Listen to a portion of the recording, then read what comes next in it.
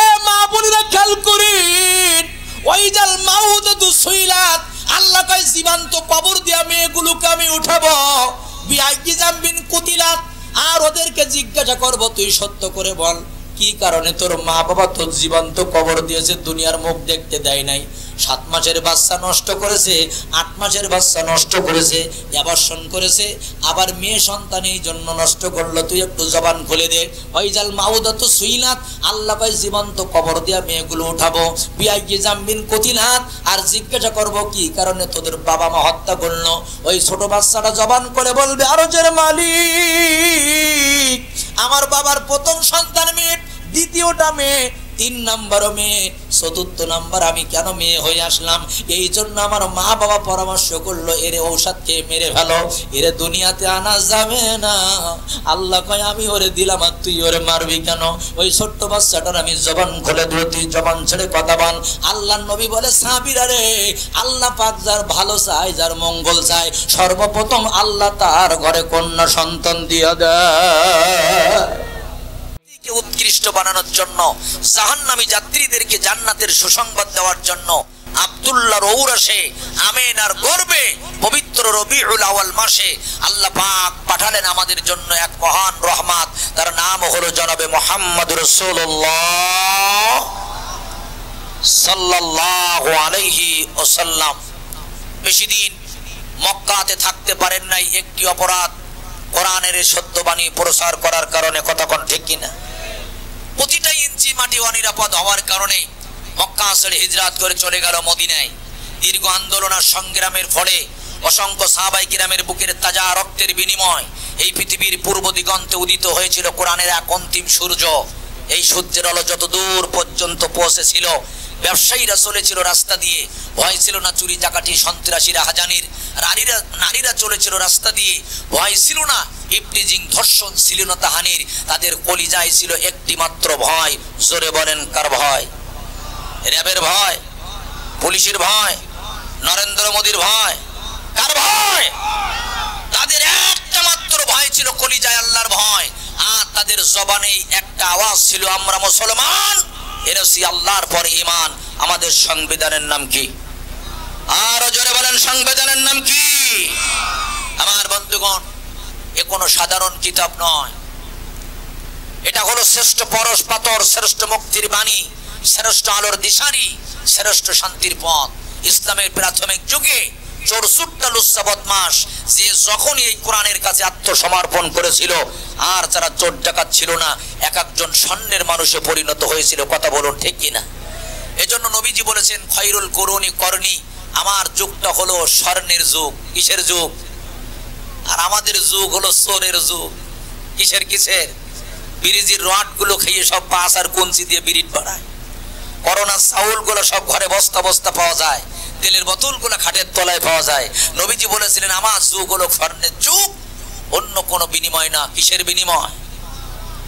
তাহলে কপিলবনিবাসী, আপনাদেরকে একটাই কথা মনে রাখতে হবে, শোষণের হাত থেকে যদি আমরা বাঁচতে চাই, অত্যাচার নির্যাতন জুলুমের হাত থেকে যদি বাঁচতে চাই, মনে রাখবেন, খোদা মুক্ত, দারিদ্র মুক্ত, টেন্ডারবাজি মুক্ত, সাদাবাজি মুক্ত একটি সুশীতল সমাজ যদি আমরা পেতে চাই, আমার বন্ধুগণ, কোথাও যাওয়া লাগবে না। কোরআন আছে যেখানে শান্তি আছে। সত্য না মিথ্যা? সত্য। কোরআন আছে যেখানে শান্তি আছে, কোরআন আছে যে দলে বরকত আছে, কোরআন নাই যেখানে শান্তি নাই। কোরআনের ওয়াজ চলবে যে ময়দানে আমরা যাব। আমার ভাইরা, তখন আজকে আমরা এখানে যারা এসেছি কোরআনের আলোচনা শোনার জন্য, কপাল ভালো এই মানুষগুলার যে এরা একটাও রাস্তাঘাটে নাই, সকলে এসে বসে গেছেন। আগেই বলে রাখি, আর আপনাদের জন্য আর একজন প্রধান বক্তা আছে। এই বক্তার নাম হয়তো লিফলেটে নাই, তবে এই প্রধান বক্তার নাম কি জানেন? রাম ভক্ত হনুমান আর খিচুড়ি ভক্ত মুসলমান। ঝাল যদি একটু বেশি হয়, দেখো অনেকের গালে এখনই নাল চলে। এই তো সুন্দর প্যাকেট হচ্ছে আপনাদের জন্য। ইনি হলেন আজকের প্রধান আকর্ষণ। কি আকর্ষণ বলেন? হ্যাঁ, আপনাদের তবারকের ব্যবস্থা আছে। আর হিন্দু দাদাভাইরা যদি আশেপাশে থেকে থাকেন, আমি আপনাদের আমার হৃদয়ের গহীন কুণ্ডল থেকে একটা শুষ্ক মোবারকবাদ জানাচ্ছি। মেহেরবানি করে আপনার রাস্তাঘাটে দোকানপাটে দাঁড়িয়ে থাকবেন না, আপনাদের জন্য এই কোরআনের ময়দান উন্মুক্ত। কথা বলুন ঠিক কিনা? কারণ হয়তো আমার মতো আসাদুজ্জামান দিয়ে এই ওয়াজ আমি আপনাদের দিতে পারবো না। তবে আমার বাংলাদেশে এক কিংবদন্তি আল্লামা ছিল, আমার বাংলাদেশে এক কোরআনের তাফসীর কারক ছিল, যার জীবনে সর্বপ্রথম তাফসীর মাহফিল চট্টগ্রাম প্যারেড ময়দানে সূরা ফাতিহার তাফসীর করেছে। এক নয়, দু নয়, 46 জন বিধর্মী তারা ইসলাম ধর্ম গ্রহণ করেছে। যেরকম আল্লাহু আকবার। কয়জন বিধর্মী? জীবনের সর্বপ্রথম মাহফিল। একজন শ্রোতা বলেন সেই মুফাসসিরের নাম কি? মরহুম আল্লামা দেলোয়ার হোসেন সাইদি রহমাতুল্লাহ আলাইহি। জীবনের প্রথম মাহফিলে মুসলমান হয়েছিল কতজন? 46 জন। যার তাফসীর শুনে বেপর্দা নারীগুলো পর্দা করত, ঠিক কিনা? যার তাফসীর শুনে বেনামাজিগুলা নামাজি হতো, চাতক পাখির মতো মানুষগুলা বসে থাকতো। আমি একটা কথা বলি শোনেন, তামাম পৃথিবীর সব বক্তাদের ওয়াজ শুনবেন আর আল্লামা সাইদির তাফসীর শুনবেন, পুরনো ওয়াজ আপনার মনে হবে না। মনে হবে না 12 বছর আগের ওয়াজ, মনে হবে না 14 বছর আগের ওয়াজ, মনে হবে যেন গত কালকে একটা তাজা তাজা মেসেজ আল্লামা সাইদি দিয়ে গেছে। ওনার একটি কথা বলা যায় না, উনি বলতেন অত্যাচার, নির্যাতন, জুলুম এগুলো বন্ধ করো, তার সময় একদিন আসতে পারে, এমন একটা সময় হতে পারে পালানোর জন্য ইঁদুরের গর্ত খুঁজে পাবা না। সারা জীবন যারা পদ্মার বিরুদ্ধে কথা বলতো, আজকে বইয়ের বড়কাশে নিজে পড়া শুরু করেছে। যারা দাড়ির বিরুদ্ধে কথা বলতো, টুপির বিরুদ্ধে কথা বলতো, যারা বলতো দুই একটা মোল্লা ধর, সকাল বিকাল নাস্তা কর, এখন তাহাজ্জুদের নামাজ পড়ে কয় আল্লাহ ক্ষমতা দিলি মোল্লাদের হাতেই দাও, ঠিক কিনা? ঠিক কিনা আমার ভাইরা? তাহলে বোঝা গেল অত ইজ্জু মান্তাসা, ইজ্জতের মালিক যে আল্লাহ, অত জিল্লু মান্তাসা। বলেন তো বেইজ্জতের মালিক কে? আর জোরে বলেন কে? তাহলে আসুন আমরা মহাবিশ্বের মহাবিশ্বয় মহাগ্রন্থ আল কোরআনুল কারীম এবং বিশ্বনবীর জীবন আদর্শ নিয়ে আজকে এখানে আলোচনা করতে যাচ্ছি। আমার বন্ধুগণ, উপরে লেখা আছে সিরাতুন নবী সাল্লাল্লাহু আলাইহি ওয়াসাল্লাম মাহফিল। সিরাতুন নবী মানে সিরাত, নবীজির আখলাক, চরিত্র, আল্লাহর রাসূলের আদর্শ। এই জন্য হিটিং এ লেখা হয়েছে সিরাতুন নবী। আমার বন্ধুগণ, কিয়ামতের ময়দানে বান্দার আমল যেমন ওজন করা হবে, হাদিসের মধ্যে আছে বান্দার আখলাক চরিত্রকে আল্লাহ ওজন করবে। যেরকম সুবহানাল্লাহ। আখলাক চরিত্র যার যত ভালো, জান্নাত সে তত তাড়াতাড়ি পেয়ে যাবে। আমার বন্ধুগণ, তামাম পৃথিবীতে কোন মানুষের চরিত্রের সার্টিফিকেট আমার আল্লাহ পাক আসমান থেকে দেন নাই। শুধুমাত্র একজন মহামানবের চরিত্রের সার্টিফিকেট দিয়েছেন, সে হলো আপনার আমার নবী জনাবে মুহাম্মদ রাসূলুল্লাহ সাল্লাল্লাহু আলাইহি ওয়াসাল্লাম। এই নবীর চরিত্রে কি কোনো কলঙ্কের কালি আছে? জোরে বলেন আছে? একটি উদাহরণ নেন। প্রত্যেকটা মানুষের জীবনে 3টা করে কাল থাকে। জোরে বলুন কয়টা? আমার সাথে কথা বলেন কয়টা? একটা হলো শিশুকাল, আরেকটি হলো যৌবনকাল, আরেকটা কি কাল? বৃদ্ধকাল। শিশুকাল, যৌবনকাল আর বৃদ্ধকাল। আচ্ছা বলেন তো, এই 3টা কাল কি সবার সমান হয়?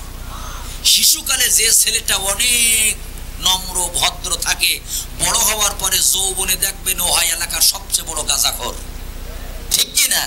শিশুকালে ভালো ছিল, বড় হলে চরিত্র নষ্ট হয়ে গেছে। আবার দেখা গেল শিশুকালে একটা ছেলে অনেক দুষ্টু থাকে, দৌড়াদৌড়ি করে, লাফালাফি করে, মা বাপ বলে তুই ভালো হবি না, কিন্তু বড় হওয়ার পরে যৌবনে দেখা যায় যে তার মতো নম্র ভদ্র চরিত্রবান ছেলে আর একটাও এলাকায় পাওয়া যায় না। সরে বলেন কথা, ঠিক কিনা? তাহলে শিশুকাল ভালো ছিল, যৌবনে খারাপ। আবার শিশুকালে খারাপ ছিল, যৌবনে ভালো। আবার দেখা গেল শিশুকালটাও ভালো, যৌবনকালটা ভালো, বুড়ো বয়সে গিয়ে দুই এক চাচা এমন খারাপ হয়, বাথরুমে বেশি গোপাল বিড়ি না খালি চাচার পায়খানা ক্লিয়ার হয় না। কথা বলেন, কথা বলেন। আপনাদের এলাকায় নেই? মসজিদের সামনের কাতারে নামাজ পড়ে রুমাল একটা ঘাড়ে দিয়ে 1300 টাকা চাচা সুদি মারে, তবে আপনাদের এলাকায় এই রোগ নেই। তাহলে বোঝা গেল শিশুকালটা ভালো হয়, যৌবনকাল খারাপ হয়। যৌবনকাল ভালো হলে বৃদ্ধকাল খারাপ হয়। তার মানে সবার কিন্তু 3টা কাল একরকম হয়। আমি আসাদুজ্জামান, আমারও 3টা কাল কিন্তু একরকম না, কোনো না কোনো একটা কাল হয়তো খারাপ। তামাম পৃথিবীর একজন মহামানব যার শিশুকালটা যেমন পবিত্র, যৌবনকালটা তেমন পবিত্র, তার বিরুদ্ধকালটাও আরো বেশি পবিত্র। মোট কথা তোলনাথ থেকে নিয়ে শুরু করে আর তার মৃত্যুর আগ মুহূর্ত পর্যন্ত আমার নবীর চরিত্রের উপরে কোনো কলঙ্কের কালি লাগানোর কোনো বেঈমানের সাহস হয় না। ঠিক কি না? যে নবীর চরিত্র হলো মহান চরিত্র। সুতরাং আমরা মুসলমান, আমরা মার অপমান সহ্য করতে পারি, বাবার অপমান সহ্য করতে পারি, সন্তানের অপমান সহ্য করতে পারি, কিন্তু কোন মুসলমানের সামনে যদি আল্লাহ রাসূলের চরিত্র নিয়ে বাজে কথা বলে কোন মুসলমান এটা সহ্য করতে পারে না, সহ্য করতে পারে না। জোরে বলেন ঠিক কিনা? তবে সহ্য করতে পারে মুনাফিকেরা। জোরে বলেন কারা? মুনাফিকেরা। মুনাফিক কারা জানেন? হয়তো আপনাদের এলাকায় নেই, আগেই বলে নেই। এদের কোনো কিছু ঠেকে না, এদের জ্বালা করে না, জ্বলেও না। কারা জানেন? ওই যে 5ই আগস্টের আগে দেখলাম মিছিলের সামনে থাকতো দুই একটা মৌলবীধর, সকাল বিকাল নাস্তা কর, জামাত শিবির বিএনপির গোষ্ঠী উদ্ধার করে দিত। আর না, 5ই আগস্টের পরে সনাত করে ডিগবাজি দিয়ে এখন আবার এই দলের মিছিলের আগে থাকে। তো এই এলাকায় নেই, আগে থাকতো ওই দলের মিছিলের আগে, এখন থাকে এই দলের মিছিলের আগে। আমি একটা জিজ্ঞাসা করলাম, ভাই তুই এমন কেন? ওখানে আবার দেখি এখানে ভাই হুজুর জীবন বাঁচানোর জন্য অনেক কিছু করা লাগে। এগুলো হলো আন্তর্জাতিক তাজা টাটকা মুনাফিক। জোরে বলেন কি জাতি? কি জাতি? আন্তর্জাতিক তাজা টাটকা মুনাফিক। আমরা তাদেরকে স্মরণ করতে দিয়ে যাই, মুনাফিকরা শোনো, যতই তোমরা আমাদের সাথে তাল মিলাও না কেন, আসাদুজ্জামানের দিয়ে যেমন কোরআনের তাফসীরের হক আদায় করা যাবে না। যারা আপনার আমার কলিজার টুকরা আল্লামা সাঈদীকে কেড়ে নিয়েছে, 40 বছর পরে যদি বঙ্গবন্ধু হত্যার বিচার বাংলার মাটিতে হতে পারে, আল্লাহর কসম আজ কালেও আল্লামা সাঈদী হত্যার বিচার হবে, সাঈদী হত্যার বিচার হবে, সাঈদী হত্যার বিচার হবে। ঠিক কিনা বলুন আমার বন্ধুগণ? তাহলে মাহফিলের নাম হলো সিরাতুন নবী সাল্লাল্লাহু আলাইহি ওয়াসাল্লাম মাহফিল। এই সম্পর্কে বেশি ওয়াজ করা লাগবে না, একটা উদাহরণ দিলে আপনারা সিরাত বুঝতে পারবেন।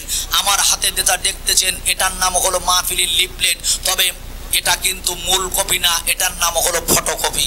সবাই বলুন তো এটার নাম কি? সিরাত কাকে বলে আগে বুঝে নেন। এটার নাম হলো ফটোকপি। এই ফটোকপি তৈরি করার আগে কম্পিউটারওয়ালা আগে কিন্তু একটা মূল কপি তৈরি করেছিল, কারণ মূল কপি না তৈরি করলে ফটোকপি বানানো যায় না। মূল কপি হয় একটা, আর ফটোকপি হয় হাজার হাজার লক্ষ লক্ষ কোটি কোটি। মূল কপি কয়টা? ফটোকপি অনেকগুলো করা যায়। তাহলে একটা ছিল মূল কপি, বাকিগুলো ফটোকপি। আবার বলেন, একটা ছিল মূল কপি, বাকিগুলো। মূল কপিতে যা যা থাকে ফটোকপি তো তাই থাকে, নাকি বেশি থাকে? কোন রকম 1 কিঞ্চিত পরিমাণ বাড়ানো যায় না। মূল কপিতে যা থাকে ফটোকপিতেও। সিরাত যারা আলোচনা শুনতে এসেছেন এখানেই সমাপ্ত হবে।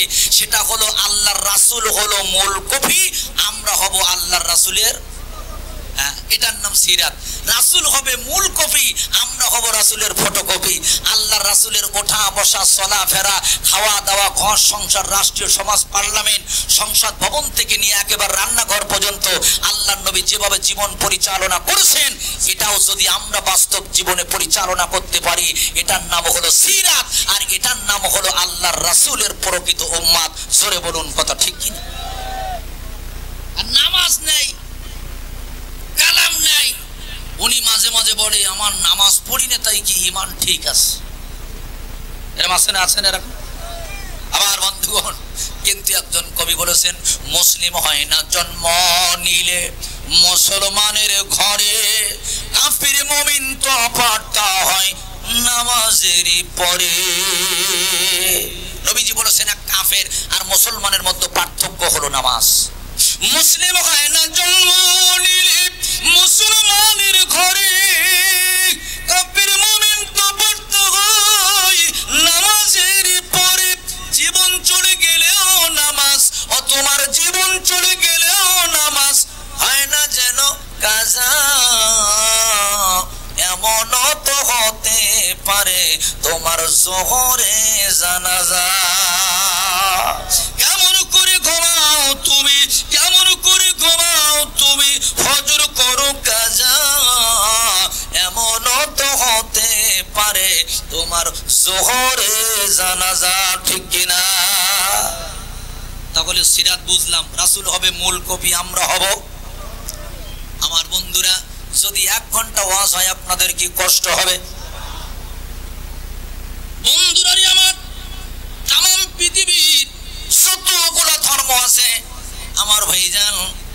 4343 মতো ধর্ম। আমার আল্লাহ পাক বলেন একটি ধর্ম আমার কাছে প্রিয়, ইন্নাদ দীনা ইনদাল্লাহিল ইসলাম। আর ইসলাম ধর্ম যারা কবুল করে তাদের নাম হলো মুসলমান।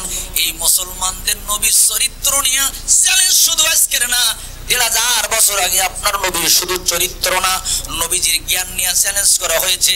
নবীজির জ্ঞান নিয়ে, নবীজির চরিত্র নিয়ে, এমনকি আল্লাহ নবীর সিয়ারাটা পর্যন্ত নিয়ে আল্লাহু আকবার চ্যালেঞ্জ করা হয়েছে। নবীজি বলেছেন উতিতুল ইলমান আউয়ালিন ওয়াল আখিরিন, প্রথম এবং শেষ তামাম পৃথিবীর সব মানুষের জ্ঞান যদি এক পাল্লায় রাখা হয়, আল্লাহ নবী বলেন আমি নবীজি আমার জ্ঞানের পাল্লাটা ভারী হয়ে যাবে। আপনারা বলেন তো, একজন নবীর চেহারা এত সুন্দর ছিল, মিশরের মেয়েরা তার চেহারা দেখে আপেল কাটতে পারে নাই, হাতের আঙ্গুল কেটে ফেলেছিল। ওই নবীর নাম কি?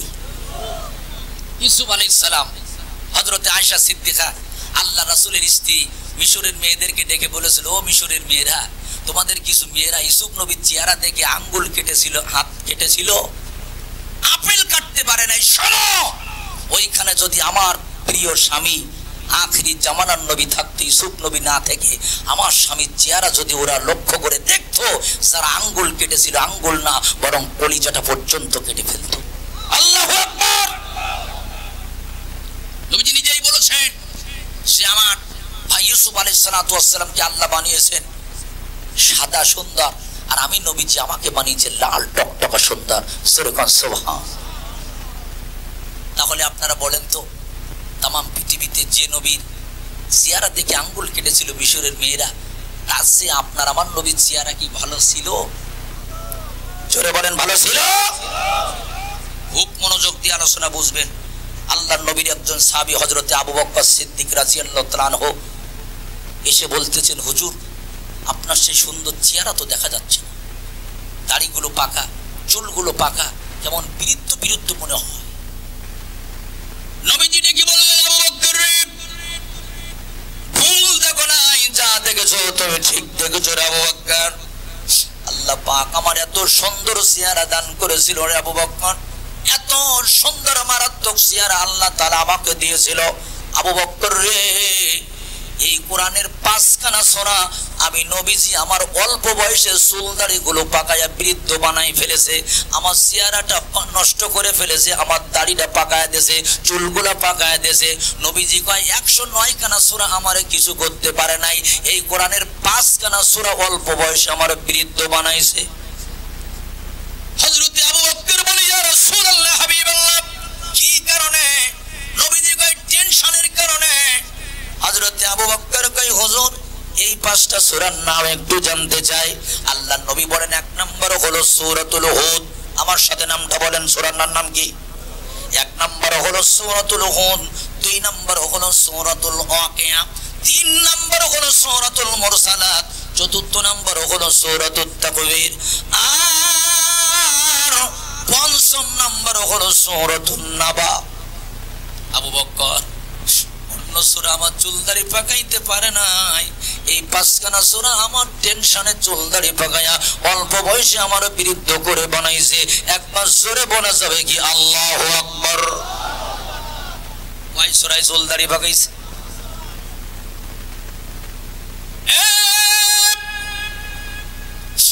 সম্মানীয় মুসলিম বন্ধুরা আমার, মনে রাখবেন যে নবী হবে মূল কবি, আমরা নবীর ফটোকপি। এটা হবে নবীর আদর্শ।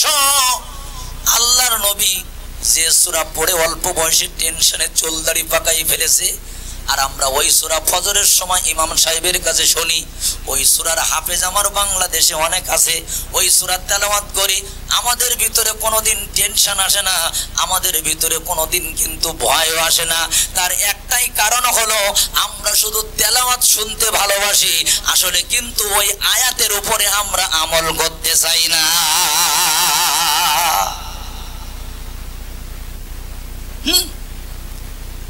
ওর মসজিদের ইমাম যদি ফজরের সময় পড়ে, ওয়ামান লাম ইয়াহকুম বিমা আনসালাল্লাহু ফাউলাইকা হুমুল কাফিরুন।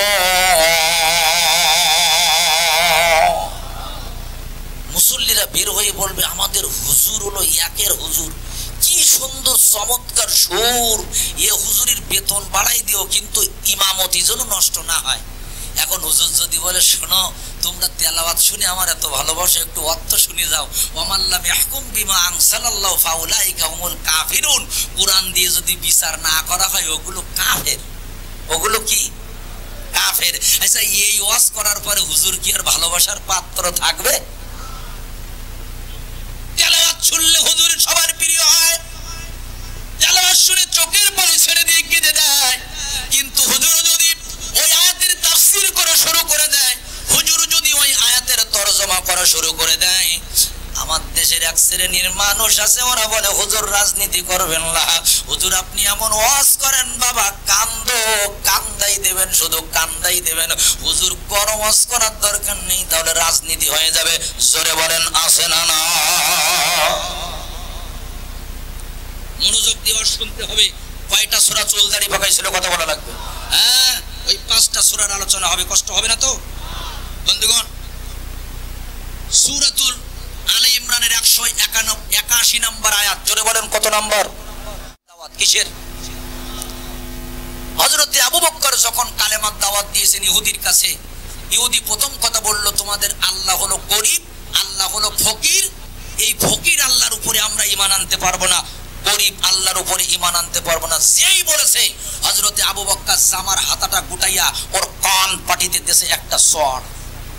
কয়টা জোরে কোন কয়টা? তাফসীরে আছে ইহুদি কানটা ধরে নবীজির দরবারে এসে বললেন ইয়া রাসূলুল্লাহ আপনার সাহাবী হযরত আবু বকর আমার এই কানে একটা সর মারছে। আল্লাহর নবী মুস্কি হাসি দিয়ে বললেন তোমার ভুল হচ্ছে, এই সরটা আমার আবু বকর মারিনি, যে মেরেছে তার নাম হলো ওমর। কারণ নবী জানে যে এই কাজ আবু বকরের দ্বারা হয় নাই, করলে কে করতে পারে? ওমর করতে পারে। লোকটা আবার এসে বলতেছে হুজুর আমার কান ফটফট করতেছে, হুজুর বিচারটা সুষ্ঠুভাবে করে দেন, আপনার সাহাবী হযরতে আবু বকর আমার কানে একটা সর দিয়েছে। নবীজি বললেন তোমার ভুল হচ্ছে, সরটা আবু বকর মারে নাই, সর মেরেছে কে? ইহুদি বলল হুজুর আমি আপনার সাহাবী আবু বকরকে যেমন চিনি ওমরকেও চিনি, কে আবু বকর আর কে ওমর এটা আমার শেখানো লাগবে না। আল্লাহর নবী বুঝলেন তাহলে এর মধ্যে মনে একটা সমস্যা আছে। নবীজি ডাক দিলেন আবু বকর এই দিকে আসো। হযরত আবু বকর সিদ্দিক রাদিয়াল্লাহু তাআলা আনহু হাজির। আল্লাহর নবী বলেন আবু বকর তুমি কি এই ইহুদিরে মারছো? হযরত আবু বকর মাথাটা নিচু করে কয় হুজুর হ্যাঁ, সরটা ওমর মারে নাই, সরটা আমি দিছি, জোরে কোন মারহাবা। নবীজি অবাক হয়ে গেলেন যে মারার কথা কার আর মাইল কি? নবীজি ডেকে বললেন আবু বকর কোন কারণে ইহুদির কানে চড় দিছো? হযরত আবু বকর কয় ইয়া রাসূলুল্লাহ কালেমার দাওয়াত নিয়ে গেলাম, লোকটা আমার আল্লাহকে ফকির বলে গালাগালি করলো, আল্লাহকে গরিব বলে গালাগালি করলো, ধৈর্য ধরতে পারি না, সবটা আমি মারছি। আল্লাহর নবী প্রথম কথা বললেন সে যে আল্লাহকে গরিব বলেছে, আল্লাহকে ফকির বলেছে তার প্রমাণ কই? সাক্ষী নিয়ে আসো। কিসের কথা বললেন? সাক্ষী নিয়ে আসো। যেই না বলেছে সাক্ষী নিয়ে আসো, সাথে সাথে জিবরাইল আলাইহিস সালাতু ওয়াস সালাম এসে হাজির। ইয়া রাসূলুল্লাহ আপনি আবু বকরের কাছে সাক্ষী চান? হযরতে আবু বকরের পক্ষে স্বয়ং আসমানের মালিক আমার আল্লাহ সাক্ষী হয়ে গেছে। নবীজি অবাক হয়ে গেলেন, আবু বকরের পক্ষে আসমানের মালিক আল্লাহ সাক্ষী কয়? হ্যাঁ। জিবরাইল নবীকে শোনাই দিলেন লাকাদ সামিআল্লাহু কাওলাল্লাযীনা ক্বালু ইন্নাল্লাহা ফাকীরুন ওয়া নাহনু আগনিয়া। জোরে কোন আল্লাহু আকবার। আমার ভাইরা আল্লাহ পাক বলেন কি আমাকে ফকির বলেছে আর কি আমারে গরিব বলেছে, আর নিজেরে ধনী দাবি করেছে, কেউ জানে না, জানে কে? আল্লাহ। আমি আল্লাহ সাক্ষী। আল্লাহ নবী ইহুদির দিকে তাকাই বলে ইহুদির আবু বকর তো এমনি মারে নাই, আল্লাহরে ফকির বলছো, গরিব বলছো, আমার আল্লাহ আয়াত নাজিল করে আমারে শোনাই দিয়েছে, সুতরাং এই আয়াতের দলিলে তোমার মারা ঠিক আছে। তাহলে এখানে বোঝা গেল উমর ছিল নরম, আবু বকর উমর ছিল গরম। যে রাস্তা দিয়ে হাঁটে ইবলিস 40 দিন ওই রাস্তা দিয়ে যায় না।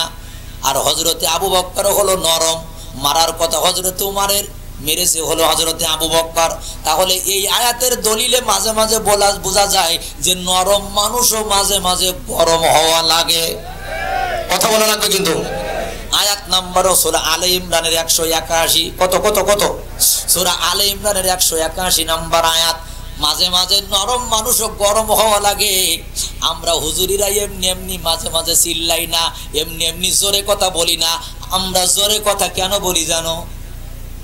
এদেশের উন্নয়নের জন্য আমরা চিল্লাই না, ব্রিজের জন্য আমরা জোরে কথা বলি না, রাস্তাঘাটের জন্য আমরা জোরে কথা বলি না।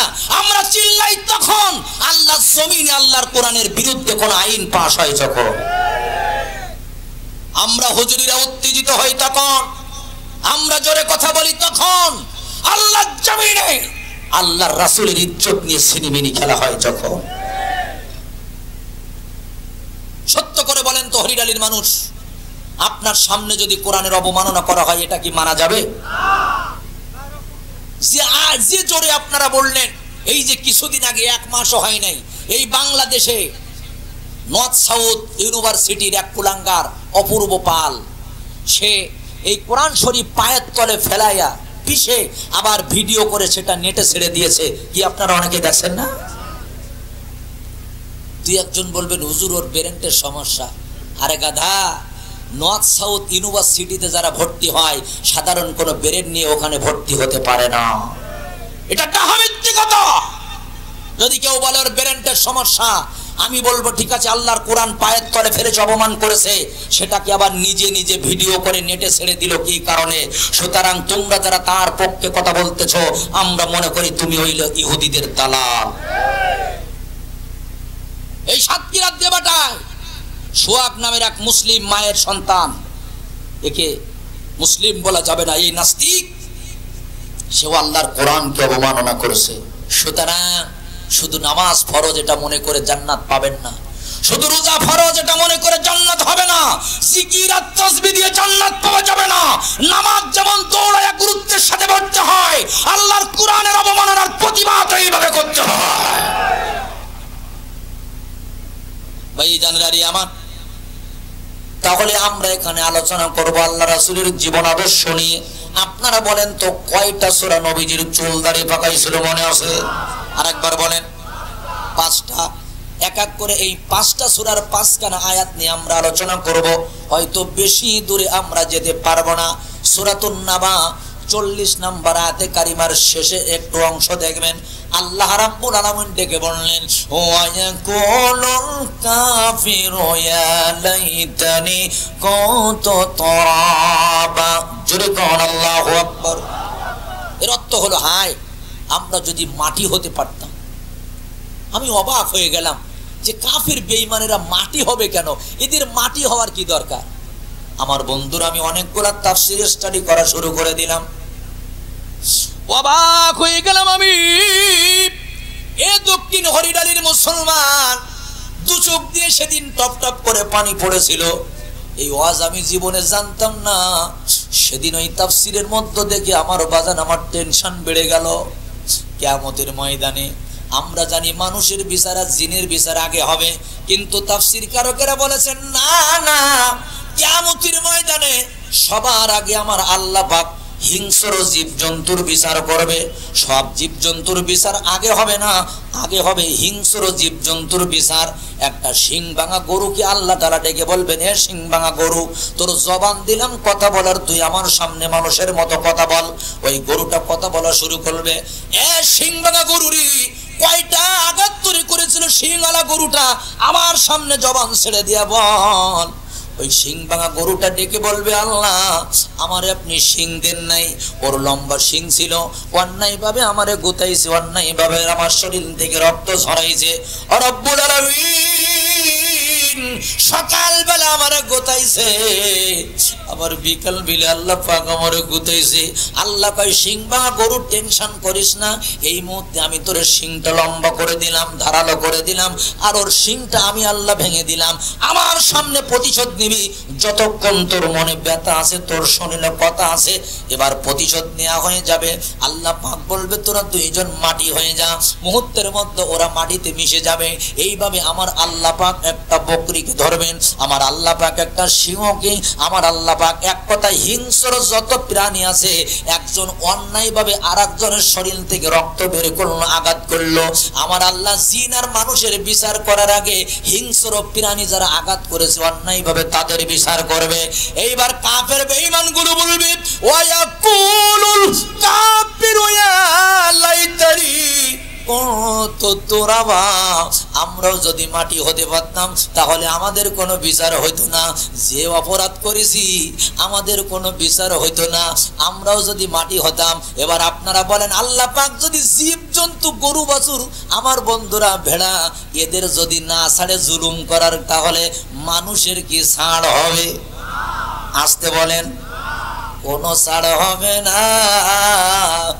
নবীজির টেনশনে চুল দাড়ি পেকেছে, আল্লাহর নবী অল্প বয়সে বৃদ্ধ হয়ে গেছে, কয় পাঁচখানা সূরা আমার বৃদ্ধ বানাইছে।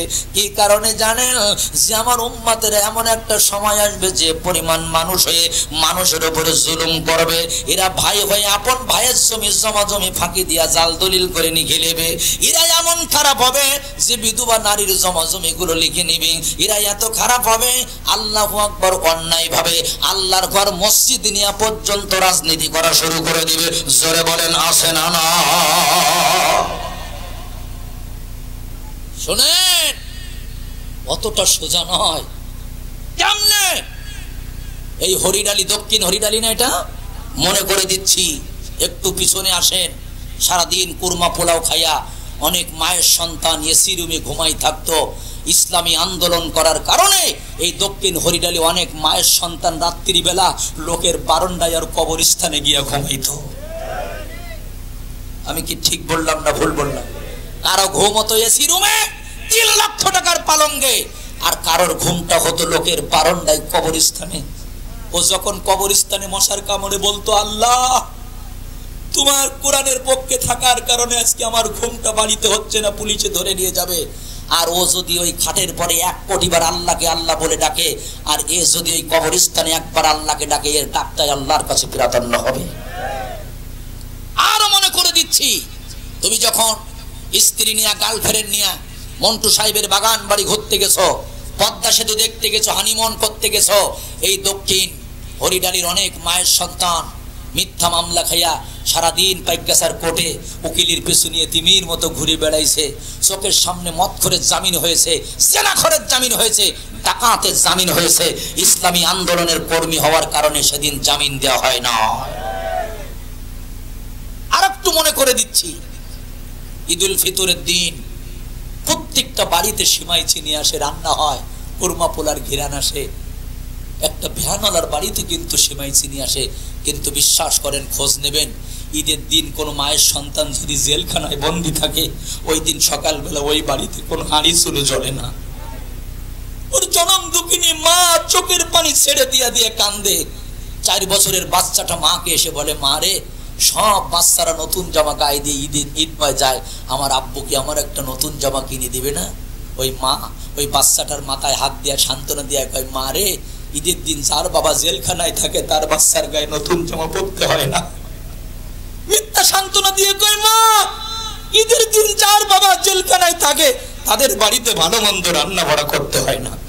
সব বাচ্চাগুলা ঈদগায় দিয়ে খেলনা কিনে আনে, আর এর বাচ্চাটা এতিমের মতো দাঁড়ায় থাকে, আর ওই বাবা মিথ্যা মামলা খায় জেলখানার রড ধরে দাঁড়িয়ে থাকে। 13টা বছর নির্যাতন করে এখন কয় আপা আবার শর্ট করে ঢুকে পড়বে। মনে করে দিচ্ছি, শোনো, 2006 সালে যতগুলো মানুষকে হত্যা করা হয়েছে, 2009 সালে যতগুলো মার বুক খালি করা হয়েছে, 2013 সালে যতগুলো আলেমের কলিজার থেকে রক্ত ঝরানো হয়েছে, 2024 সালে মীর মুগ্ধ শহীদ আবু সাঈদ সহ যাদেরকে তাজা তাজা প্রাণ কেড়ে নেওয়া হয়েছে, আল্লাহর কসম বাংলাদেশের আইনজীবীরা বলেছে একটা মিথ্যা মামলা দেওয়া লাগবে না। যদি সত্য মামলা দেওয়া হয় ওর 1000 বার ফাঁসি দেওয়া যাবে। 1000 বার 1000 বার ফাঁসি দেওয়া যাবে। মুসলমান বন্ধুরারি আমার, নবীজি বলে আমার 5 কানা সোনায় চুল দাড়ি পাকায় ফেলেছে রে আবু বকর। আমার মুসলমান ভাইরা, এর ভিতরে একটি সূরা হলো সূরাতুন নাবা। ওয়া ইয়াকুলুল কাফিরু ইয়া লাইতানি কুনতু তুরাবা। আল্লাহ কয় কাফের বেঈমানরা সেদিন চিন্তা করবে আমরা যদি মাটি হতে পারতাম তাহলে আমাদের কোনো সালিশ হতো না, বিচার হতো না। আপনারা বলেন তো সেদিন বিচার করবেন কে? সেদিন বিচার করবেন আল্লাহ তাআলা। এটা শামসুদ্দিন মানিকির মতো বিচার না, যেমন বিচার করলাম এক লাথি মেরে দুটো একটা ফাস্ট করে দিল, এরকম বিচারক নয় এবার আল্লাহ। মুসলমান বন্ধুরি আমার মনোযোগ দিন। আল্লাহর নবীর একজন সাহাবী ছিল হযরত সাঈদ ইবনে জুবাইর রাদিয়াল্লাহু তাআলা আনহু। হাজ্জাজ বিন ইউসুফ বন্দী করে সর্বপ্রথম জিজ্ঞাসা করেছিল, বেটা তোর নাম বল। উনি বলেন আমার নাম হলো সাঈদ। কয় সাঈদ মানে হলো সৌভাগ্যবান, আজকের থেকে তোর নাম থাকবে হলো সাকি। সাকি মানে হলো দুর্ভাগা, কারণ তোর কপালে এত দুর্ভোগ আমি এখন ধরে তোরে জাহান্নামে পাঠিয়ে দেব। উনি মুস্কি হাসি দিয়ে বললেন, পারবেন না, আমাকে জাহান্নামে পাঠাইতে পারবেন না। কেন জানেন? আমার হায়াতের মালিক কে? উনি বললেন, আমার মওতের মালিক হলো আল্লাহ। জীবন যদি দিতে হয় আল্লাহর কাছে দেব, বাঁচতে যদি হয় আল্লাহর ইচ্ছায় বেঁচে থাকবো। ওই বেঈমান, তুই আমাকে মারতেও পারবি না, তুই আমাকে বাঁচাইতে পারবি না। চিল্লায় কোন মারহাবা। হাজ্জাজ বিন ইউসুফের মেজাজটা খারাপ হয়ে গেছে। জল্লাদকে ডেকে বলল, 1 সেকেন্ড সময় নাই, ওরে ধরবা, একটা কোপ দিয়া মাথাটা কেটে দিবা। এই ঘটনাটা আসছে আল বিদায়া ওয়ান নিহায়া কিতাবের মধ্যে। আল্লামা ইবনে কাসির রাহমাতুল্লাহ আলাইহি তার এই কিতাবের মধ্যে লিখছেন, আমার বন্ধুগণ, পিছন থেকে 6 বছরের একটা বাচ্চা ডাক দিচ্ছে, আব্বু আব্বু তুমি আমাকে রেখে কোথায় যাচ্ছ? আব্বু পিছন থেকে ডাক দিয়ে বলে, বাবা বাড়িতে যাও, একটা বার আমার আর ডাকবি না, ভালোবাসার মায়ায় আমারে ফেলবি না, কিয়ামতের ময়দানে তোর সাথে আমার দেখা হবে। শুনে রাখ বাবা, তোর বাজান 57টা বছর পৃথিবীতে বেঁচে আছে, 58 বছর যদি না বাঁচে পৃথিবীর কোনো ক্ষতি হবে না, ইসলামের কোনো ক্ষতি হবে না, মুসলমানের কোনো ক্ষতি হবে না। তবে তোর বাবা যদি এখন জালেমের জুলুমের কাছে আত্মসমর্পণ করে, স্বর্ণের অক্ষরে লেখা থাকবে এই মুসলমান বিপদে পড়লে কালেমা বিক্রি করে। জোরে বলুন ঠিক কিনা? কিছু মুসলমান আছে মাঝে মাঝে ডিগবাজি মারে, মাঝে মাঝে দাড়ি রাখে, মাঝে মাঝে কাটে, মাঝে মাঝে জামা গায়ে দেয় পাঞ্জাবি, আবার মাঝে মাঝে খুলে টেডি জামা গায়ে দেয়। আসে না নাই? ওরা যেমন গানের প্যান্ডেলও যায়, ওরা তেমন কোরআনের মাহফিলও যায়। ওরা দেখবেন জিকির করে, আবার ওরা নামের আগে মোহাম্মদ লাগায়, নামের আগে আলহাজ লাগায়। ও দোস্ত, নামাজের কথা বললেই কিন্তু ওদের তখন মাজায় বেরাম ধরে। এজন্য কবি বলেছিল, হ্যাঁ তোমরা কেমন মুসলমান, তুমি কেমন মুসলমান, নামাজেরই কইলে কথা দেখায় কত অজুহাত, ভাড়ে ব্যথা পায়ে ব্যথা, আবার বলে গিরাই ভাত। কথা বলো ঠিক কিনা ভাইজান? এইরকম অজুহাত দেখায়, এগুলো কিন্তু অরিজিনাল মুসলমান না। উনি বলেছিলেন, শোন, জীবন যদি দিতে হয় কার কাছে? আল্লামা সাঈদী বলেছিল, বিড়ালের মতো 500 বছর বেঁচে থাকতে চাই না, সিংহের মতো 1 ঘন্টা বেঁচে থাকতে চাই। হাসতে হাসতে ফাঁসির মঞ্চে যাব, রাষ্ট্রপতির কাছে জীবন ভিক্ষা চাওয়া হবে না। বন্ধুরে, জল্লাদ বলে, বেটা সময় নাই, কি খাবি? সন্তানের সাথে দেখা করবি। কই কিছু লাগবে না, মরার আগে শুধু 2 রাকাত নামাজ পড়ার একটু ব্যবস্থা করে দিস। আমার মুসলমান ভাইরা 2 রাকাত নামাজ পড়ে নিলেন। সাঈদ ইবনে জুবাইর মরার জন্য মাথাটা উনি উত্তর দিকে দিলেন, পা দক্ষিণ দিকে দিলেন, শুয়ে আছে। আর কই জল্লাদ, মরার আগে আল্লাহর কোরআন থেকে একখানা আয়াত আমারে পড়তে দিবি, কারণ আমি একজন কোরআনের হাফেজ। জল্লাদ কই পড়ে নে, জীবনের শেষবার আর তো পড়তে পারবে না। উনি কোরআনের কোন আয়াত পছন্দ না করে ওই আয়াতখানা মনোনীত করে নিলেন। ওই আয়াতখানা আমার সাথে পড়বেন, ইন্নী ওয়াজ্জাহতু ওয়াজহিয়া লিল্লাযী ফাতারাস সামাওয়াতি ওয়াল আরদ। জোরে কোন আল্লাহু আকবার। ওই আল্লাহর দিকে মুখটা ফিরালাম, যে আল্লাহ আসমানের মালিক, যে আল্লাহ জমিনের মালিক। আমার ভাইরা, হাজ্জাজ বিন ইউসুফ জোর করে ঘোরায় দিস, মাথা পাত দিকে, পা মাথার দিকে উনি পড়ে নিল ফাইনামা তুয়াল্লু ফাযাম্মা ওয়াজহুল্লাহ। আল্লাহ কয় বান্দা তুই যেদিক থাকিস না কেন আমি আল্লাহ তোর সব দিকে আছি। এবার তাই উড় করে দেয়া হলো, মাটির সাথে মুখটা লাগানো হয়েছে। সাইদ ইবনে জুবায়ের মরার আগে শেষবারের মতো আয়াত কেন পড়ে নিল, মিনহা, আমার সাথে পড়েন, মিনহা খালাকনাকুম ওয়া ফিহা নুঈদুকুম ওয়া মিনহা নুখরিজুকুম তারাতান উখরা। যেই পড়েছে একটা কোপ দিয়ে মাথাটা আলাদা করে দিস। কিতাবের মধ্যে লিখছে প্রায় 9 হাত, মাথাটা চলে গেছে। সন্ধ্যা হয়ে গেল, রক্ত বন্ধ হয় না। হাজ্জাজ বিন ইউসুফ বললেন, এ ডাক্তার কবিরাজ গবেষণা করে দেখ, জীবনে এত মানুষ মারলাম রক্ত বন্ধ হলো, এর শরীরে কত পাউন্ড রক্ত যে রক্ত বন্ধ করা যায় না। ওরা গবেষণা করে রিপোর্ট জমা দিয়ে বলেন, বাদশা কাকে মেরেছেন? মানুষ যদি মরার আগে ভীত হয়ে যায়, ভয় পায়, মরার আগে মানুষ যদি ভীত হয়, তার রক্ত সঞ্চালন তাড়াতাড়ি, হার্টবিট বেড়ে যায়, রক্ত সঞ্চালন বন্ধ হয়ে যায়, জমাট বেঁধে যায়, রক্ত বের হয় না। কিন্তু কোন মায়ের সন্তান, কোন মুসলমানের বাচ্চা যদি শহীদের তামান্না নিয়ে ফাঁসির মঞ্চে দাঁড়াইতে পারে, ছেড়ে কর আল্লাহু আকবার। কেউ যদি ইসলামী আন্দোলনের কর্মী হয়ে শিশিয়ে জ্বালা পিরাচির মতো ফাঁসির মঞ্চে দাঁড়াইতে পারে, আর যদি আল্লাহর কাছে হাজির হওয়ার জন্য নিজের জীবনটা দিয়ে দিতে পারে, ১,৫০০ বছর আগে আল্লাহ পাক বলেছেন, ওয়ালা তাকুলু লিমান ইকতালু ফি সাবিলিল্লাহি আমওয়াতা, ওদেরকে মৃত্যু বলবি না, ওরা সবার কাছে মৃত হবে, আমি আল্লাহর কাছে জীবিত। জোরে কর আল্লাহু আকবার। জীবিত মানুষের রক্ত বন্ধ হয় না।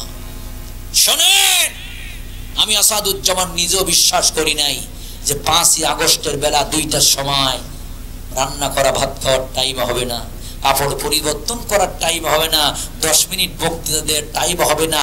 5 মিনিট আগে যে ছিল রাজা, 5 মিনিট পরে সে হয়ে গেল বোঝা। জেনে বলেন কি ছিল? রাজা হয়ে গেল ক্ষমতাকার। জেনে বলেন কার? মানুষ যদি কারো জুলুম করে, অন্যায় ভাবে কারোর উপরে কেউ যদি জুলুম করে, আল্লাহ রাসূল বলেছে ওর শাস্তি কিয়ামতের ময়দানে না, মরার আগেই তার শাস্তি দিয়ে আল্লাহ তার দুনিয়ার থেকে বিদায় করবে। এই জন্যই স্বৈরাচারীর পতনের যতগুলা কারণ ছিল, 1 নাম্বার কারণ হলো কোরআনওয়ালাদের উপরে জুলুম করা। রাসূলের চুল দাড়ি আমনে পাকে নাই। এই সূরার এই ছোট্ট আয়াতে আমার বন্ধুগণ, আল্লাহর নবী নিজেই অবাক হয়েছেন যে জীবজন্তুকে পর্যন্ত আল্লাহ ছাড়বে না যদি মানুষ হয়ে কেউ মানুষের উপরে জুলুম করে। বলে বলুন তো, এরকম জুলুমবাজ আমাদের সমাজে আছে না? নাই? অনেক স্ত্রী লোক দেখবেন, স্বামী যখন মারে চুলির মুঠো ধরে, শ্বশুর যদি ঠেকাতে যায়, শাশুড়ি পিছন থেকে বলে একটু পরে যাও, ওর মুখ আছে আর একটু মার খা। তোমার ঘরে একটা মেয়ে আছে, বউ মারে তুমি মার খাওয়াইলাই দাঁড়াই দাঁড়া। তোমার সন্তান তোমার বউ মারে এমন মারা মারল, ছাটার কাঁটিগুলো পর্যন্ত শরীরে ঢুকে গেল, আল্লাহু আকবার, ব্যথায় নড়তে পারে না। তুমি কি জানো না দুপুর বেলা তোমাদের রান্না করে খাওয়াবে ওই মেয়েটা? ওর জন্ম দক্ষিণী, মা নাই বাবা নাই, রান্না করে গিয়া যখন আলু নিবে, বেগুন নিবে, আর যখন কুটে চোখের পানি ছেড়ে দিবে, মালিক এই বাড়িতে সবাই আমার উপরে জুলুম করে, শ্বশুর ধরে মারে, শাশুড়ি মারে, ননদ মারে। আল্লাহু আকবার, আমার দেবর আমাকে মাঝে মাঝে ধরে পাকে, তারা একসাথে ধরে মারে। ও আল্লাহ, আমার মা নাই বাবা নাই। আল্লাহ কয় বান্দা কান্দিস না, তুই কান্দিস না, চোখের পানি ফেলিস না। আমি আল্লাহ সব সহ্য করতে পারি, চোখের পানি সহ্য করতে আল্লাহ পারে না। এজন্য আল্লাহ ধরে ধরে না, ধরলে কিন্তু ছাড়ে না। আল্লাহ ছাড় দেয়, তবে একবারে ছেড়ে দেয় না। ছেড়ে দেয়। আল্লাহু আকবার। মনে বড় আশা যে আমার ভোট আমি দেব, যাকে খুশি তাকে দেব। ভোট কেন্দ্রে চলে গেছি, নতুন জামা পরে, সকালবেলা গোসল করে। একজন কয় হুজুর বাড়ি যান, ভোট দেওয়া হয়ে গেছে। আমি বললাম না, আমি এটাও। হুজুর বেশি বাড়াবাড়ি করেন না, বাড়ির দিকে যান। মনের কষ্ট নিয়ে বাড়ির দিকে চললাম। এক মুরব্বী বলে হুজুর আমিও দিতে পারি নাই। আর এক মুরব্বী বলল হুজুর আমিও পারি নাই। আর একজন বলল হুজুর আমিও দিতে পারি নাই। 100 মতো মানুষ দাঁড়াই কয় হুজুর ভোট কেন্দ্রে ঢুকতে পারলাম না। আল্লাহ পরের দিন সকালবেলা 10টার সময় আমায় কয়রায় এক নেতার গলা ফুলের মালা দেয়া হলো, আর একজন মাইক ধরে বলল 100 বছরের মধ্যে এত সুষ্ঠু নির্বাচন বাংলাদেশে হয়নি। কথা বলেন, কথা কন। আমার মুসলমান ভাইরা, ওইখানে কবি সুন্দর করে একটা গান বেলে দিল, ও তুই এই দুনিয়ার মায়ায় পড়ে, ও তুই এই দুনিয়ার মায়ায় পড়ে করছ কত বাহানা, এই যে নয় তোর আসল বাড়ি, কবর যে তোর আসল ঠিকানা। জোরে বলো ঠিক কিনা? এই যে নয় তোর আসল বাড়ি, কবর যে তোর আসল ঠিকানা। ভাই জানেন আর আমার, এজন্য নবীজি কয় আবু বকর রে চুল দাড়ি পাকাই ফেলেছে। আমার এই 5খানা সূরা, আপনারা বলেন তো আল্লাহর নবীর চরিত্র মহান চরিত্র, তাতে কি কোনো সন্দেহ আছে? কথা বলা লাগবে। এই ওয়াজটা বাড়ি নিয়ে যাবে রাসূলের সিরাত। এই ওয়াজ হয়তো অনেক হুজুর এখনো করে নাই, আমার কাছ থেকে নতুন শোনেন। আল্লাহর নবীর চরিত্র মহান চরিত্র ঘোষণাকার আল্লাহ। কয় ও নবী, তারপরে এক্সট্রা 3টা গুণ আবার অর্জন করা লাগবে। খুজিল আফওয়া ওয়া আমর বিল উরফি ওয়া আরিদ আনিল জাহিলিন। তোমার চরিত্র ভালো, তারপরে আরো 3 গুণ আনো। কয় গুণ? 1 নম্বর হলো খুজিল আফওয়া, তোমার ভিতরে মাফ করে দেওয়ার একটা গুণ অর্জন করতে হবে। তোমার ভিতরে মাফ করে দেওয়ার এক গুণ অর্জন করো। আর 2 নম্বর হলো তুমি সমাজের ভালো কাজের সাথে নেতৃত্ব দিবা। ওয়া আরিদ আনিল জাহিলিন, আর তুমি মূর্খদের পাশে বসবা না। কাদের পাশে? কথা বলেন।